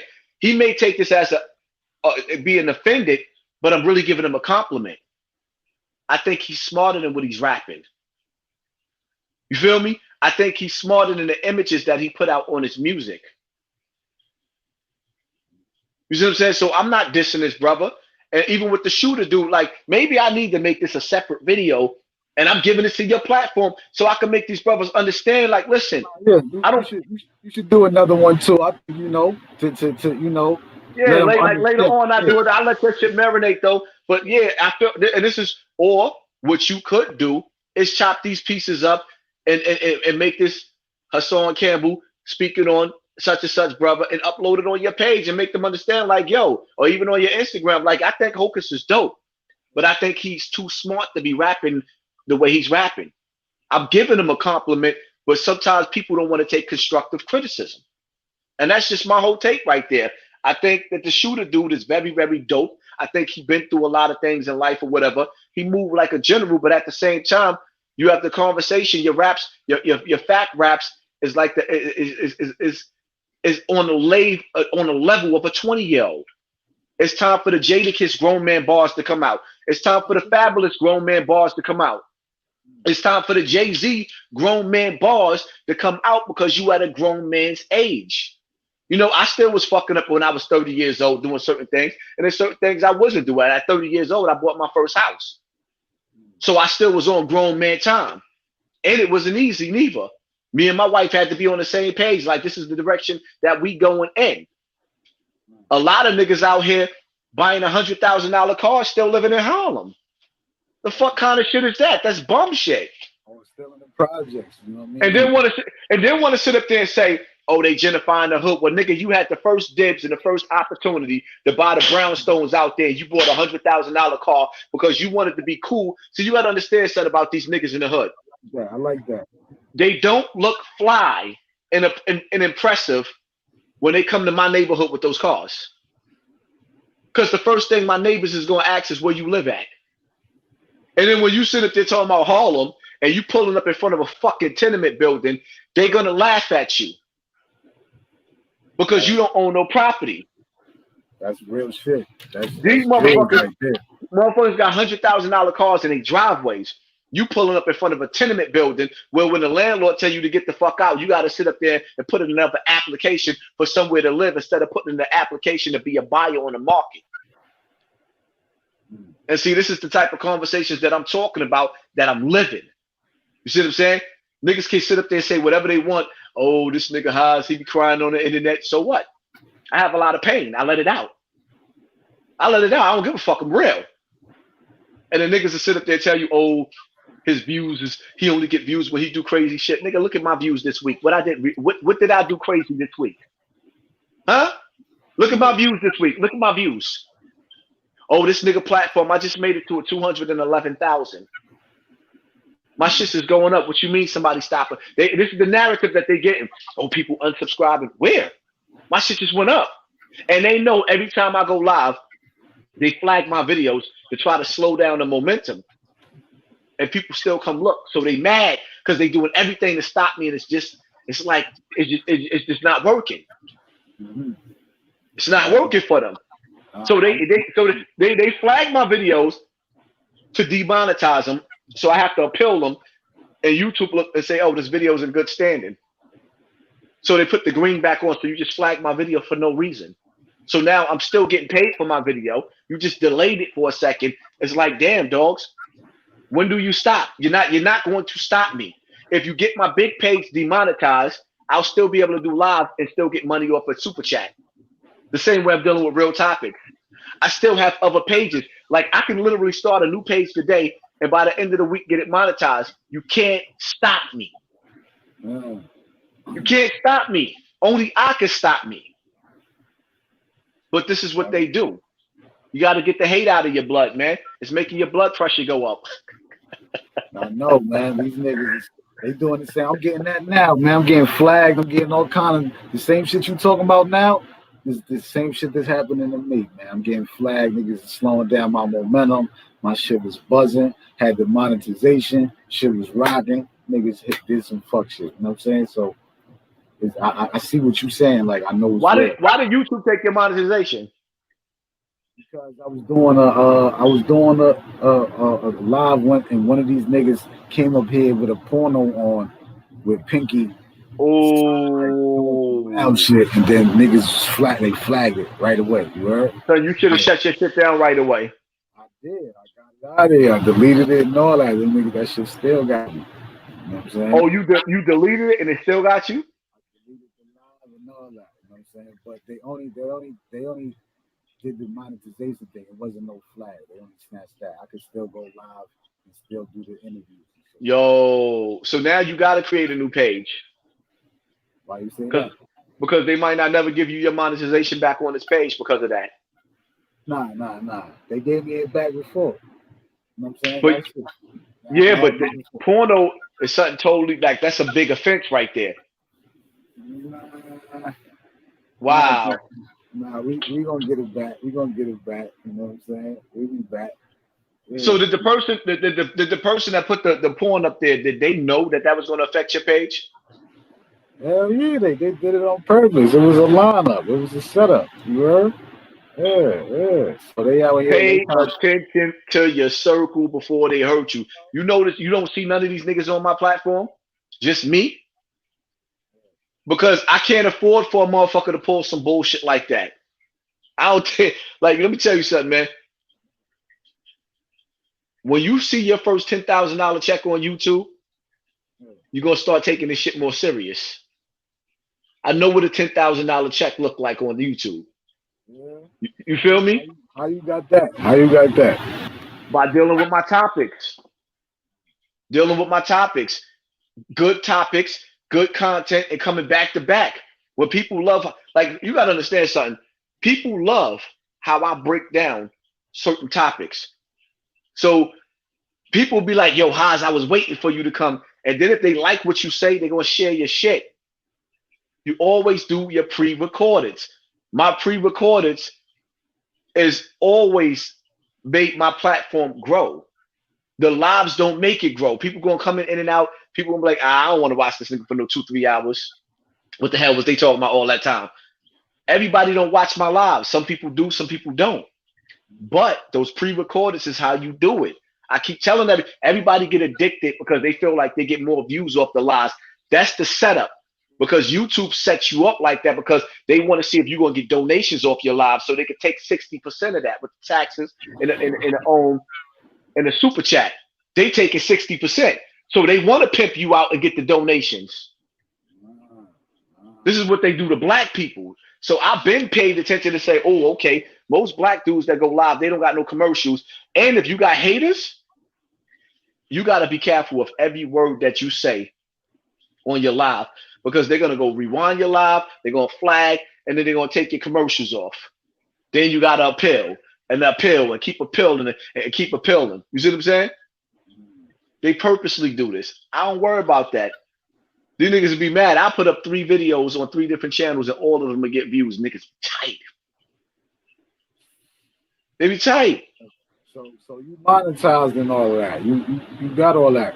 Yeah. My real topics page is not monetized because those haters flagged my page. So when they sit up there and tell you that, oh, the nigga Hassan Campbell, I can get super chat, but I can't get no paid commercials on my real topics page. So when dudes be like, oh, YouTube be protecting them, nah, nigga, I got, like, you know how many times I really got strikes and I had to wait 3 months for my strikes to be over? I had to keep waiting 3 months. 3 months. So they mad at me because I got wiser and I learned what not to say. So now when they flag me, YouTube be like, get out of here with that shit because I don't say the same things. I used to be reckless. Now I learned how to simmer down and I ignore the haters. So now that I ignore them, they making all the videos. I don't even respond. So it's like, cut the check, nigga. So when they be sitting up there talking shit, oh, what this nigga gonna do? I'm gonna save my money. So when YouTube is gone, I got a stash, nigga. That's what I'm gonna do when YouTube's gone. I'm gonna start my own business, nigga, my own websites, nigga. But if all else fell then I'm gonna go back to welfare in Section 8 and get food stamps just like you, my nigga. You living off of food stamps, why can't I, my nigga? You on Section 8, why can't I, my nigga? I know how to eat off of food stamps too. I know how to get them chopped cheese sandwiches and shit like that, my nigga. Now what? Yeah, they don't like that. What happened to Scheme? He got blocked for 3 months. Grow up, man. Because dudes gotta understand something. When you on a smaller level, there's somebody that's not on your level that's gonna have something to say that's gonna want to stop your shine. That's a fact. So you gotta always watch out. It's always gonna be somebody trying to take the person that's gonna try to take you down the most is gonna look just like you because they programmed to do that. This is the Matrix. And them niggas is the Agent Smiths. The Agent Smiths. So you got to make sure, like, you learn from your mistakes. You sat up there and you let a nigga in that put a porno on your live. I would never fuck with him again. He cost you money. Yeah, I don't know who did it though. You know what I'm saying? But you know, I know it's one of these funny niggas. Yeah. So at the end of the day, I would never fuck him again, and I'd be careful. Like, stop putting niggas on your. Yeah, it's quiet for these niggas. I'm doing me. You know, I'm doing interviews, and it's just gonna be me and a few people that I know who they is that I'm adding. You know what I'm saying? Yo, you ever notice when I'm on my platform, right? And I do celebrity gossip or I'm talking about something. You ever notice that I talk about big fish? Why the fuck am I gonna sit up there and talk about a nigga like Tazo TV? Nobody knows who this little nigga is. It's pointless. Like these niggas be playing themselves because every day something happened in celebrity gossip. They don't want to talk about the big fish. Hassan Campbell is a big fish, but not a big fish. There's bigger fish. I'll come up and I'll deal with a Kanye West topic when the shit is hot. I'll deal with you know, little situations with the duck. There's people that search his name. So when you do comment or topics like that, it'll make these niggas hot. And instead of them dealing with different topics every day and having confidence in themselves, they want to be my slave. Fuck it, be a slave to my brand and keep on promoting me. Go ahead. And then when people really come to my page and they look at me and they see what I got to say and they listen to what you got to say, we're like, damn, this nigga's dope. Y'all talking about him cursing somebody's kids out that made fun of him being molested 3 years ago and you still talking about that? Like, get over it. How you mad about something Kevin Gills ain't still talking about? How you mad about something that nigga not talking about no more? Y'all niggas ain't really mad at that. Y'all just hate to see a nigga shine. That's a fact. That's a fact. That's what it be. 9 out of 10. That's what it be, man. Niggas don't want to see a nigga shine, man. Hating ass niggas. And then these niggas be sitting up there talking about this nigga don't got a job. Like, yo, son. I don't need a job. I stay with money in my like when I go outside, when I go to the store, I got money in my wallet. It's spending change. I got money in my wallet. I can buy me something to eat. I can buy me some sneakers. I can buy me some clothes. It's spending money. You know what I mean? Put some gas in my car. I ain't rich, but I got a couple of dollars. Got a couple of ones. And they mad. So why should I go get a job when I'm actually eating? Like, and then they mad because your son, I don't do lives every day. So when I do go live, people be putting money in the super chat because they want to see me go live. They paying me to go live. I'm good with my pre-recordeds. I'm good. You feel me? So they mad. Oh, what is he doing with the donation? Look, I don't even be like on some real shit. I don't really even be wanting them. I'm good with my pre-recorded videos. I get paid when the commercials is played on my pre-recorded videos. That's why I'm trying to encourage y'all to do them pre-recordeds. Get a page for both lives and pre-recordeds. Switch your style up a little bit. I'm telling you, man. These niggas is mad at me talking about he need to go get a job. Nigga, I seen $10,000 checks on YouTube. Why the fuck would I go get a job? And niggas be mad when I tell you that. I seen $10,000 checks. Especially before Tekashi went to jail. I used to get like before he snitched when because I was the only nigga going against Treyway. Tekashi. I was the only one calling them niggas a fraud for what they was doing with that little nigga. So my videos, I was making $1,000 off of every video I spoke on Tekashi. That Tekashi Treyway money was real. These niggas talking about me. That's just like one of them other YouTube niggas when he recorded the fight with me and Derek Williams, and he was bragging like, "Yo, I got a bag." Yeah, nigga got a bag off me. You got to get good topics. That was because I took the video down, but he recorded it and he put it back up or whatever the case may be.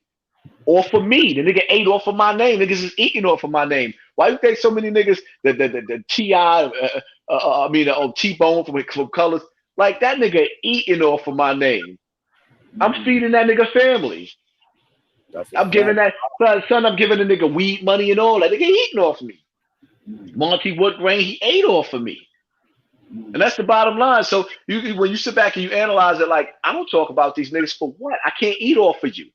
I feed your family. You don't feed mine, my nigga. Hold that. My wife can't take none of these niggas' videos and upload them and get me paid off of them. Nobody's going to watch it.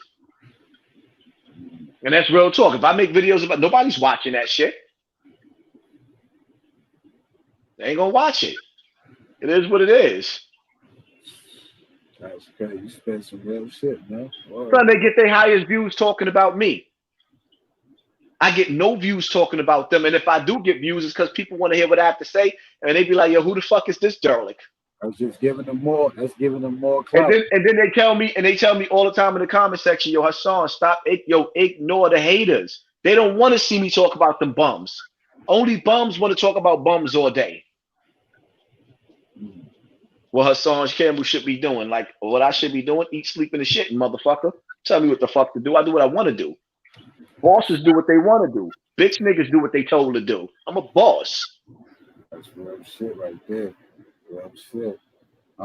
Hassan talking facts out here, man. Y'all niggas better take these jewels, man. It is what it is. A lot of these niggas, they know we live right now because they searched my name. How many thumbs downs you got? Nah, let me see. I got 40 thumbs down, 150 likes. Get them likes up, man. Those niggas thumbs your shit down. Like, yo, where we find these niggas? I got a lot of haters too, man, you know, so it's probably all mixed up. But you know, this is a classic right here. I like this right here. This was a good spill. You know what I'm saying? And we touched on a lot. Yeah, we definitely did. You know what I mean? And you can always see the good thing about this video right here. You can always come back to this video and break it up and use it a year from now. It's a classic. A year from now, you can put this shit right back out. You know what I mean? You can always put it right back out. You can chop this video up and start actually using clips of it to build your second page.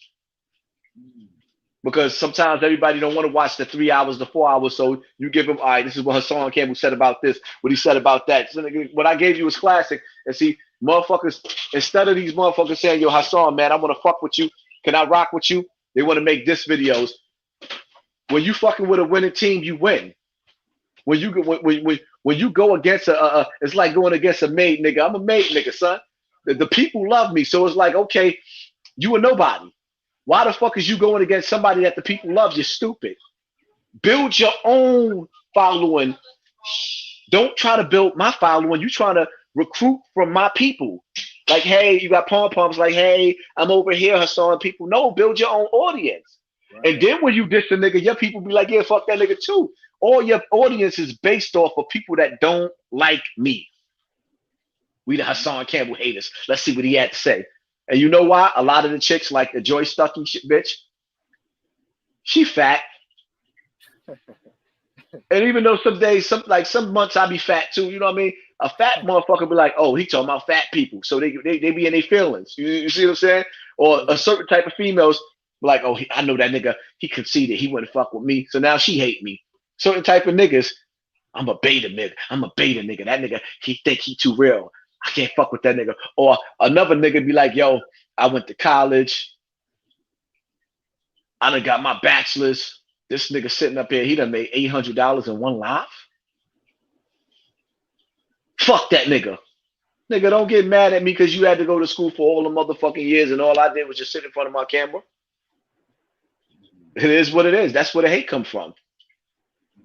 That's real shit right there. Son, I ain't have nobody talking about me when I was homeless, sleeping from couch to couch. Nobody had nothing to say. But when I started winning and I bought my house and I started getting money and started doing shit, motherfuckers was talking about, yo, I remember when he used to sleep on my couch. Oh, you remember that now that a nigga eating? Right. They want to talk about you. Yeah. Why can't you remember? Yeah. Why can't you remember me while I'm winning? Remember that, my nigga.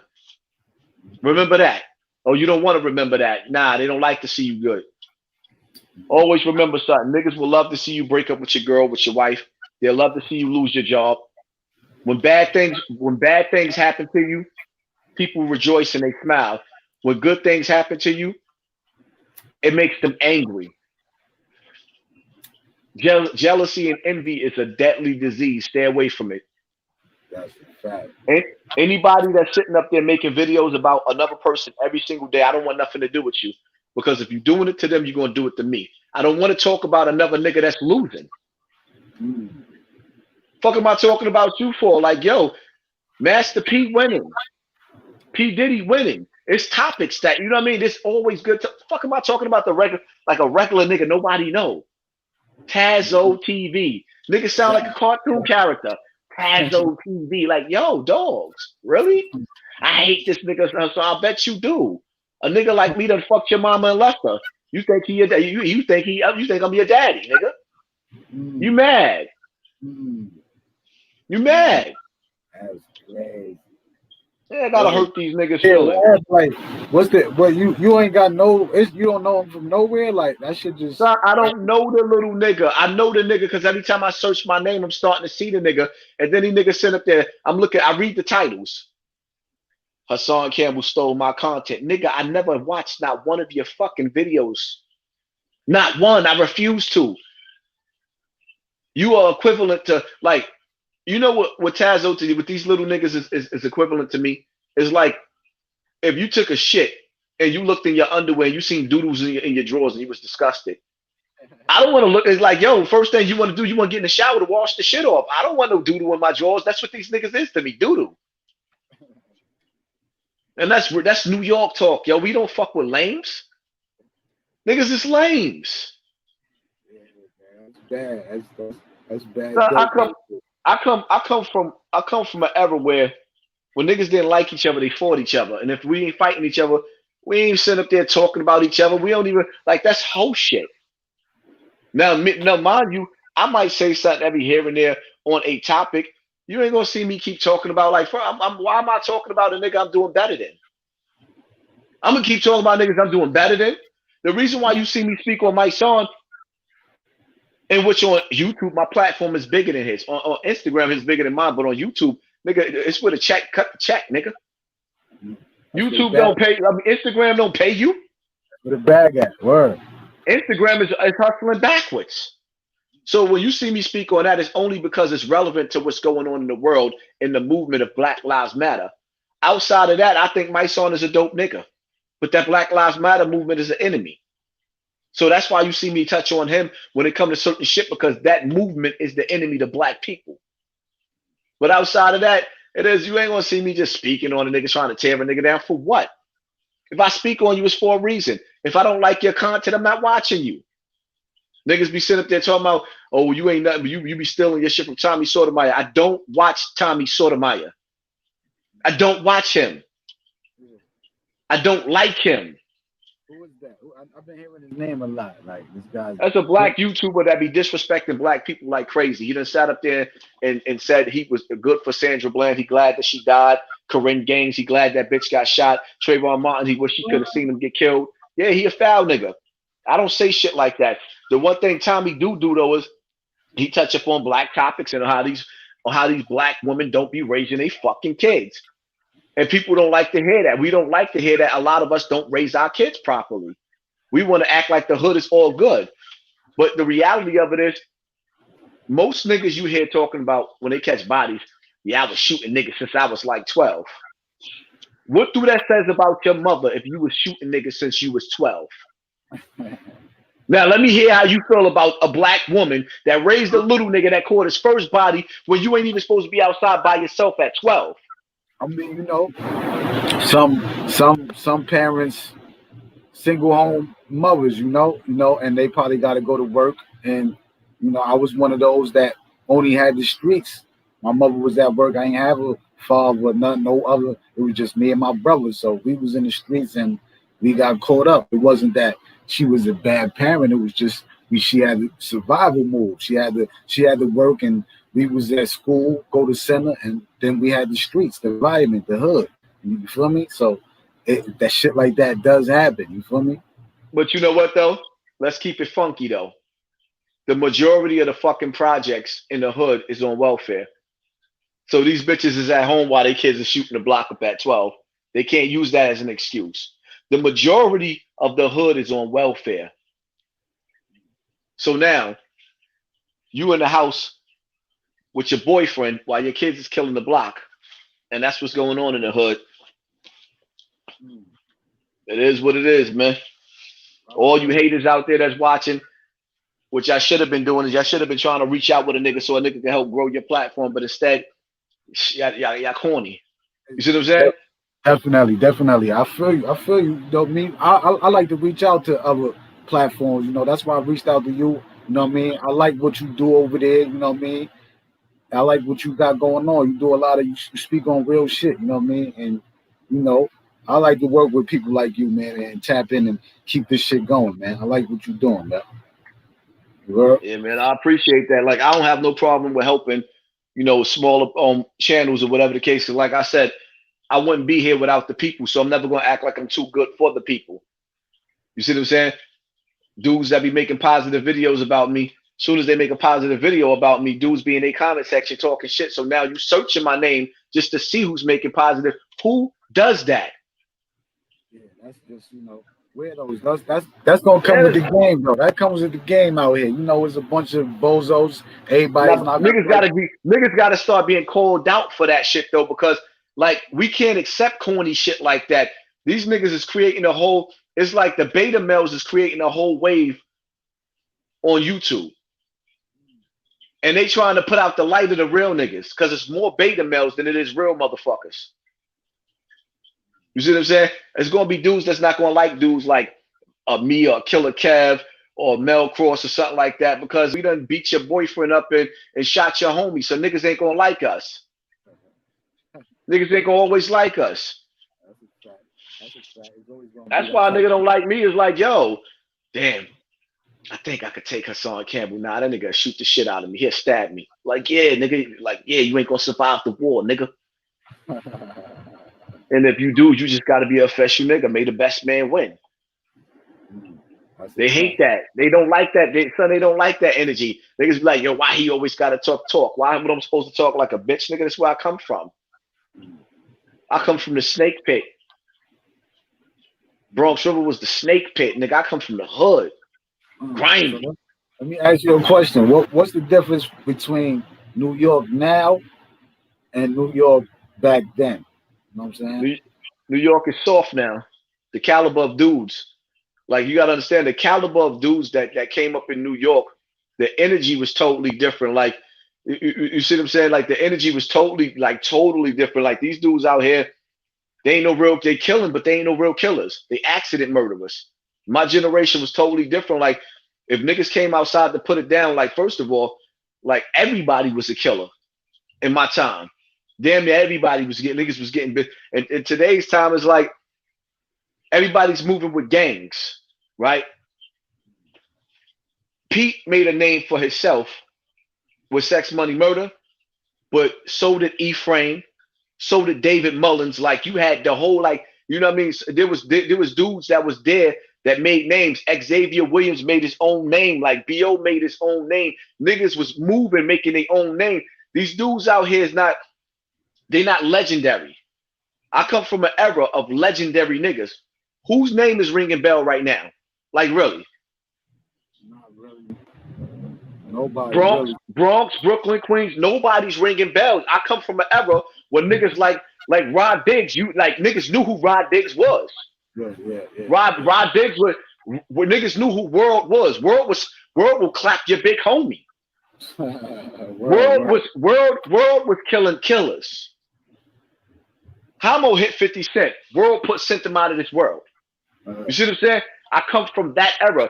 These niggas out here is like they're accident murderers. They ain't really built like that. I mean, you still got a few that get busy, but it's not the same. Like the energy's not the same. I come from a generation of dudes that really, really, really could fight. Like really, really could fight. I come from the era where, let's like with Tank Head, for example. Shout out to Tank Head. Like where a nigga will go to jail and become blood and literally jump over the fence, cut himself up with barbed wire just to cut the enemy. I come from that era where niggas was wilding like that. I come from the Wild Bill Tank Head era where niggas like Wild Bill had beef with Tank Head. Tank Head had beef with Wild Bill. Them niggas shot up each other's partners and went to jail for those shootings. Tank Head shot Wild Bill person, people. Wild Bill shot Tank Head person, and then these niggas is beefing in jail. This is real nigga shit. I come from an era where both of these niggas had strong names. This is the era I come from. You know what I mean? I come from an era where niggas like niggas was thoroughbreds. Now, please, you don't even hear nothing about Rikers Island. Rikers is soft right now. Yeah, that shit ain't the same, man. Rikers is soft right now. Get locked up in Chicago. You'll know the difference. Get locked up in Chicago. You'll know the difference. You'll know the difference. Rikers Island ain't the same. No, Rikers Island used to be the Terror Dome. HDM used to be the Terror Dome. C-74 used to be the Terror Dome. That's the era I come from now. Please, like the caliber of dudes is not even the same. I mean, the reality of the internet will show you that. Internet will show you that. Because, you know, a lot of dudes still be talking like that's how it is. You know what I mean? They be coming home acting like the island is still what it was back then. You know what I'm saying? But it's not really. The island is soft. The island is soft right now. The island is soft right now. Like, let me tell you something, man. When I was on the island, niggas was dying. When I was on the island, you didn't have to, you could stay on the phone for hours. Yeah. When you got on that phone, you would be on the phone for hours. This shit ain't the same no more.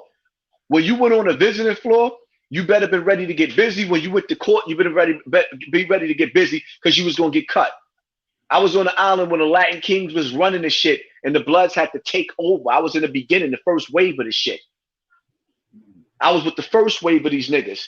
All these other niggas coming, I was there in 94. Tell them what it was like with that whole the war between what I will tell you is I seen niggas that was getting busy. Scar Blood, may he rest in peace. He came home, he got murdered. He ain't there no more. Kenyatta Harris came home, got murdered. Mike Murder, Charlie Booth from Eastchester, came home, getting busy on the island, he got murdered. You see what I'm saying? Niggas was getting busy on the island and niggas is not here. I come from an era where even killers was being killed. That's that Chicago shit. That's that old school New York shit. My big homie, Big B.O. got murdered. My big homie, Trevor, got murdered. I come from an era where when niggas talking about I'm outside, like, nigga, these niggas outside names ain't as big as my big homies was. Niggas' names ain't as big as Pistol Pete name was. Their names ain't that big. That's a fact. That's a fact. They trying to make their names that big off of the internet, off of Instagram and YouTube now, but them niggas' names wasn't that big. You feel me? So I come from an era where like, when niggas like, I'm outside, nigga, you ain't got beef. That's why you outside. Because if you had real beef, you wouldn't want to be standing outside. You know why? Because the gun boys know that you got beef, so they're going to search you. You feel me? You got to have your burner. You can't have your burner in a book bag. You can't have it in the car. When you got beef with a real nigga, that burner better be on your waist and you better have one. There's no time to cock it back. There's no time to cock it back. That's the cute niggas. It's already one in the head. Shit. That's what niggas gotta understand. That's why when Duck was murdered, he had a gun, but his gun jammed. I know what it's like to have a Glock. They tell you that Glocks don't jam, but that's a lie. I had a Glock jam on me in a shootout twice. That's why a smart nigga know that you better have a backup gun. It's good to keep a revolver. Everybody showing you all these automatics. Now, where your revolver at? That's your backup. When you got a Glock, you should always have a backup revolver because when that fucking automatic jam, the revolver won't. And even still, when you're dealing with guns, sometimes you can have bullets in your gun. That's a dud. So when you shooting, it won't fire. That's a fact. That's a fact. You better make sure your bullets work. Niggas don't understand. You gotta test your hammers out, man. You gotta test them things out. Niggas gotta understand when you leave your bullets and your clips too long. When you leave those bullets and those clips too long, the spring get weak so it don't push the bullet all the way up and you're gonna jam. Because don't understand. I come from these streets. I could teach you all about that, but why? There's other shit to talk about. It is what it is. I don't have a gun license. I had to learn how to shoot in the streets. So I had to learn how to shoot on Bronx River roof. We used to test on the roof, shoot through the doors, put our little targets up. We learned how to shoot on the roof, putting targets up. And then we'll look over the roof to see the squad is down, and then we have to run down off the roof into our apartments before the police catch us, stash our burners, then walk down the steps with the police beating us up like we know you was shooting. Like, no, he wasn't. Nowadays, they got shit to see the gunpowder on your hands. You better be smarter than that. Oh, yeah. Nowadays, you bust off shots outside in the street, they got motherfucking sensors that turn the cameras on right where you shot at to look at you. They got cameras in the light poles, so when they hear the firing, when the sensor go off from that firing, the camera turns on and it shows right where you at. That's why the police know where to locate you. That's how niggas get caught. I ain't know that. That. What about the scanning shit they got now? They got the shit where they can see through niggas' clothes to see if he got the strap on his waist type shit. They been had that, but they don't always use that. They been had that. They stopped using it in the 90s because they don't want to catch all the guns. You see what I'm saying? They want to play the cat and mouse game. But when they get ready to upgrade the camera, they can flip the cameras where the camera will be able to read the metal up under your clothes. So they'll know that you have burners. That's why you got to stay out the streets. If you know the streets is dangerous, it's either you rather get caught with it than get caught without it. But at a certain age, you're not gonna feel like that. You get caught, you get locked up at a certain age, and you know that you got to spend the rest of your life in jail. You rather die. No, nobody like. I don't care how much these niggas glorify jail. Don't nobody want to spend the rest of their life in jail. Hell no, that shit is whack, man. Jail is whack. You know what I mean? So at the end of the day, man, it is what it is, man. Stay the fuck out them streets unless you're getting bread to feed your family. After you get your bread, go the fuck home. Because the reality of it is there's an energy in the street that's snatching black people's lives. Don't lose your life trying to be a street legend and glorify the hood. Because when you die, only thing a nigga gonna do is pour out a little bit of liquor. Then try to holler at your baby moms. That's real shit. Yeah, so you know what I mean? It is what it is, man. Just stay focused. Stay doing what you do. And you know what I mean? We done gave these people damn near 4 hours. I think we could bring this to an end or whatever the case may be. You know what I mean? Stay sucker free, man. The energy you put out is the energy you get back. Y'all niggas can't expect to have any good in this life when you're running around hating on the next person. Good ain't gonna come to you. When you deal with real topics that I deal with, this is why people donate to me, because I touch their hearts, because they see that a nigga fucking care. When niggas just running around and talking about Hassan Campbell, nigga, the only people that's going to donate to you is Bambaataa and the Zulu Nation.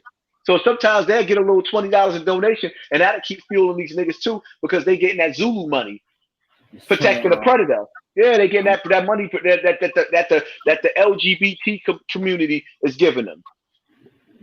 So they'll stay being stalkers for that little $20. Niggas ain't got no hustle in them. That's crazy. That's different. But definitely, man. I appreciate you pulling up, man. You know, anytime, man, we can do this, man. I fucks with you. This was a classic right here.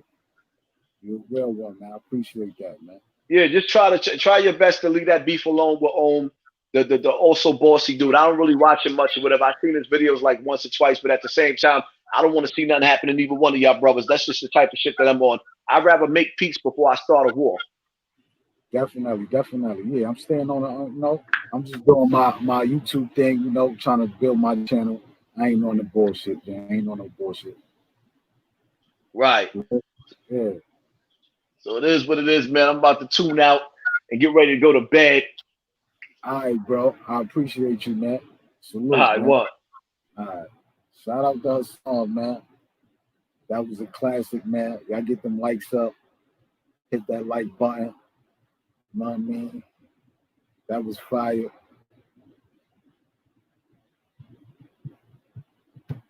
know what I mean? Shout out to Hassan for pulling up. You know, we're going to have more interviews. Stay tuned with your boy, Ice Coleon, Icenio Hall. Y'all already know, man. How y'all was jacking that? That was fire right there. Let me get some feedback in the comments, man. And get them likes up. Hit that like button. Great interview. Thank you. Thank you. Hit that like button. Get them likes up. Hit that cash app. Show some love. So the comment section is off the hook. They growling in the comments, right? Dan, what up? Dan, what up? Roger, what up? Salute.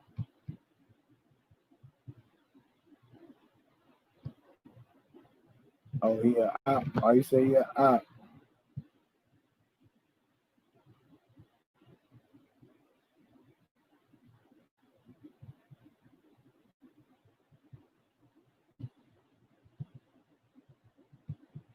nigga's bugging. Salute in the comments, man. Over 300 at one point. Yeah, over 300 people in the building, right?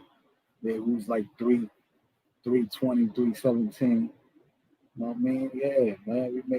We shut shit down. A lot of niggas can't even go live, man. They can't go live. We put the pressure down on these niggas.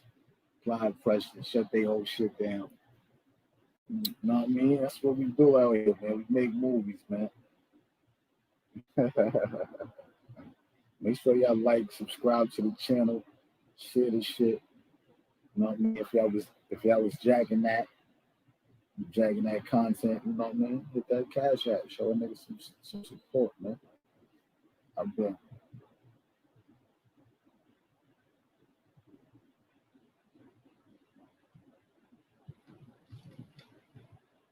Rag ass fire. Yeah.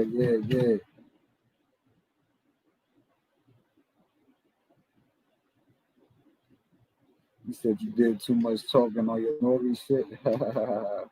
Nah, this was good. We needed this, man. We needed this. We had to. There was a lot. It's a lot going on. It's a lot going on with song. So you know, song shit ain't no regular. You know what I mean?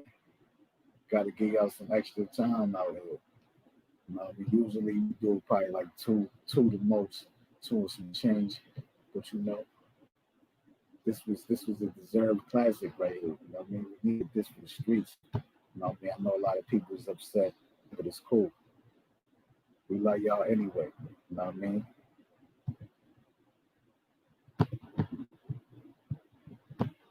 Make sure y'all hit that like button. Get the likes up.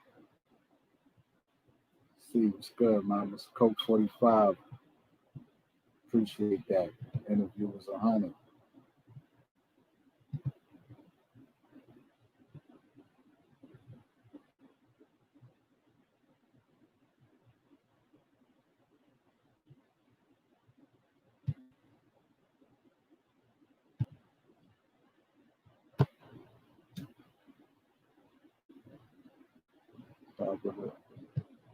One of the best interviews in a while. Appreciate that. Rosie. Hey, yo, NBA, why you shooting people, man?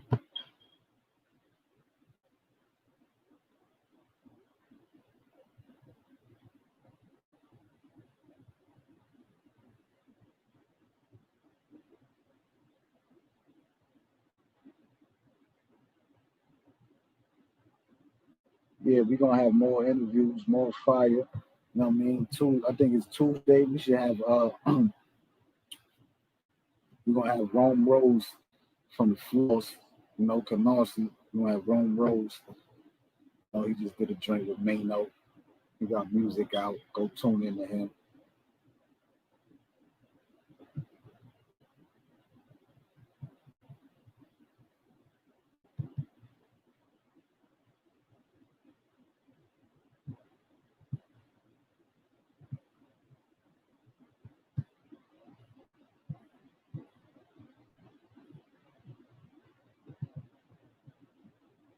This was a classic with a lot of jewels. Appreciate that. Appreciate that. Nah, I really know if no one, nigga. Fuck you shooting people for, man. Taking this strap from me. Make sure y'all get them lights up in here, man. It was a classic. Yeah, man. I appreciate that. Appreciate that, man. This one's gonna go up. This one go in the books, man. This was a fire one. You know what I mean? We back moving, we back shaking up these YouTube streets. You know what I mean? We shut a lot of shit down today. You know they sick right now. Like, damn, I did it again. I did it again, man. We can't stop him. I unblocked Side Metal who's reaching out. Oh, world nigga shot Side Metal. Yeah, who did that, man? Niggas doing dumb shit.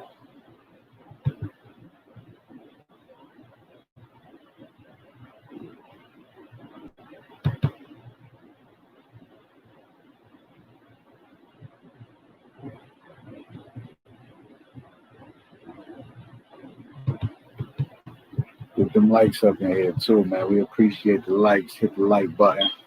We're gonna have more exclusive interviews, more fire out here, more classics. You know what I do, man. It's your boy, Young Coleon and God, man. You heard? Make sure y'all subscribe to the channel, man, so y'all won't miss it. Hit the notification bell. All kinds of shit, you heard?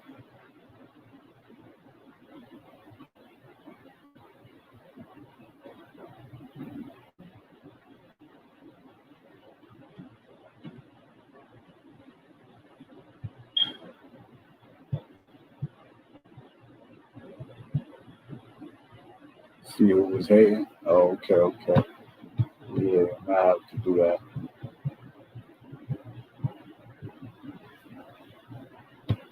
Make sure y'all get them likes up, man. Code 45. Get code 45, everybody. Make sure y'all follow me on the gram too. Ice_Coleon 718. Ice Coleon. Ice_Coleon 718. You heard?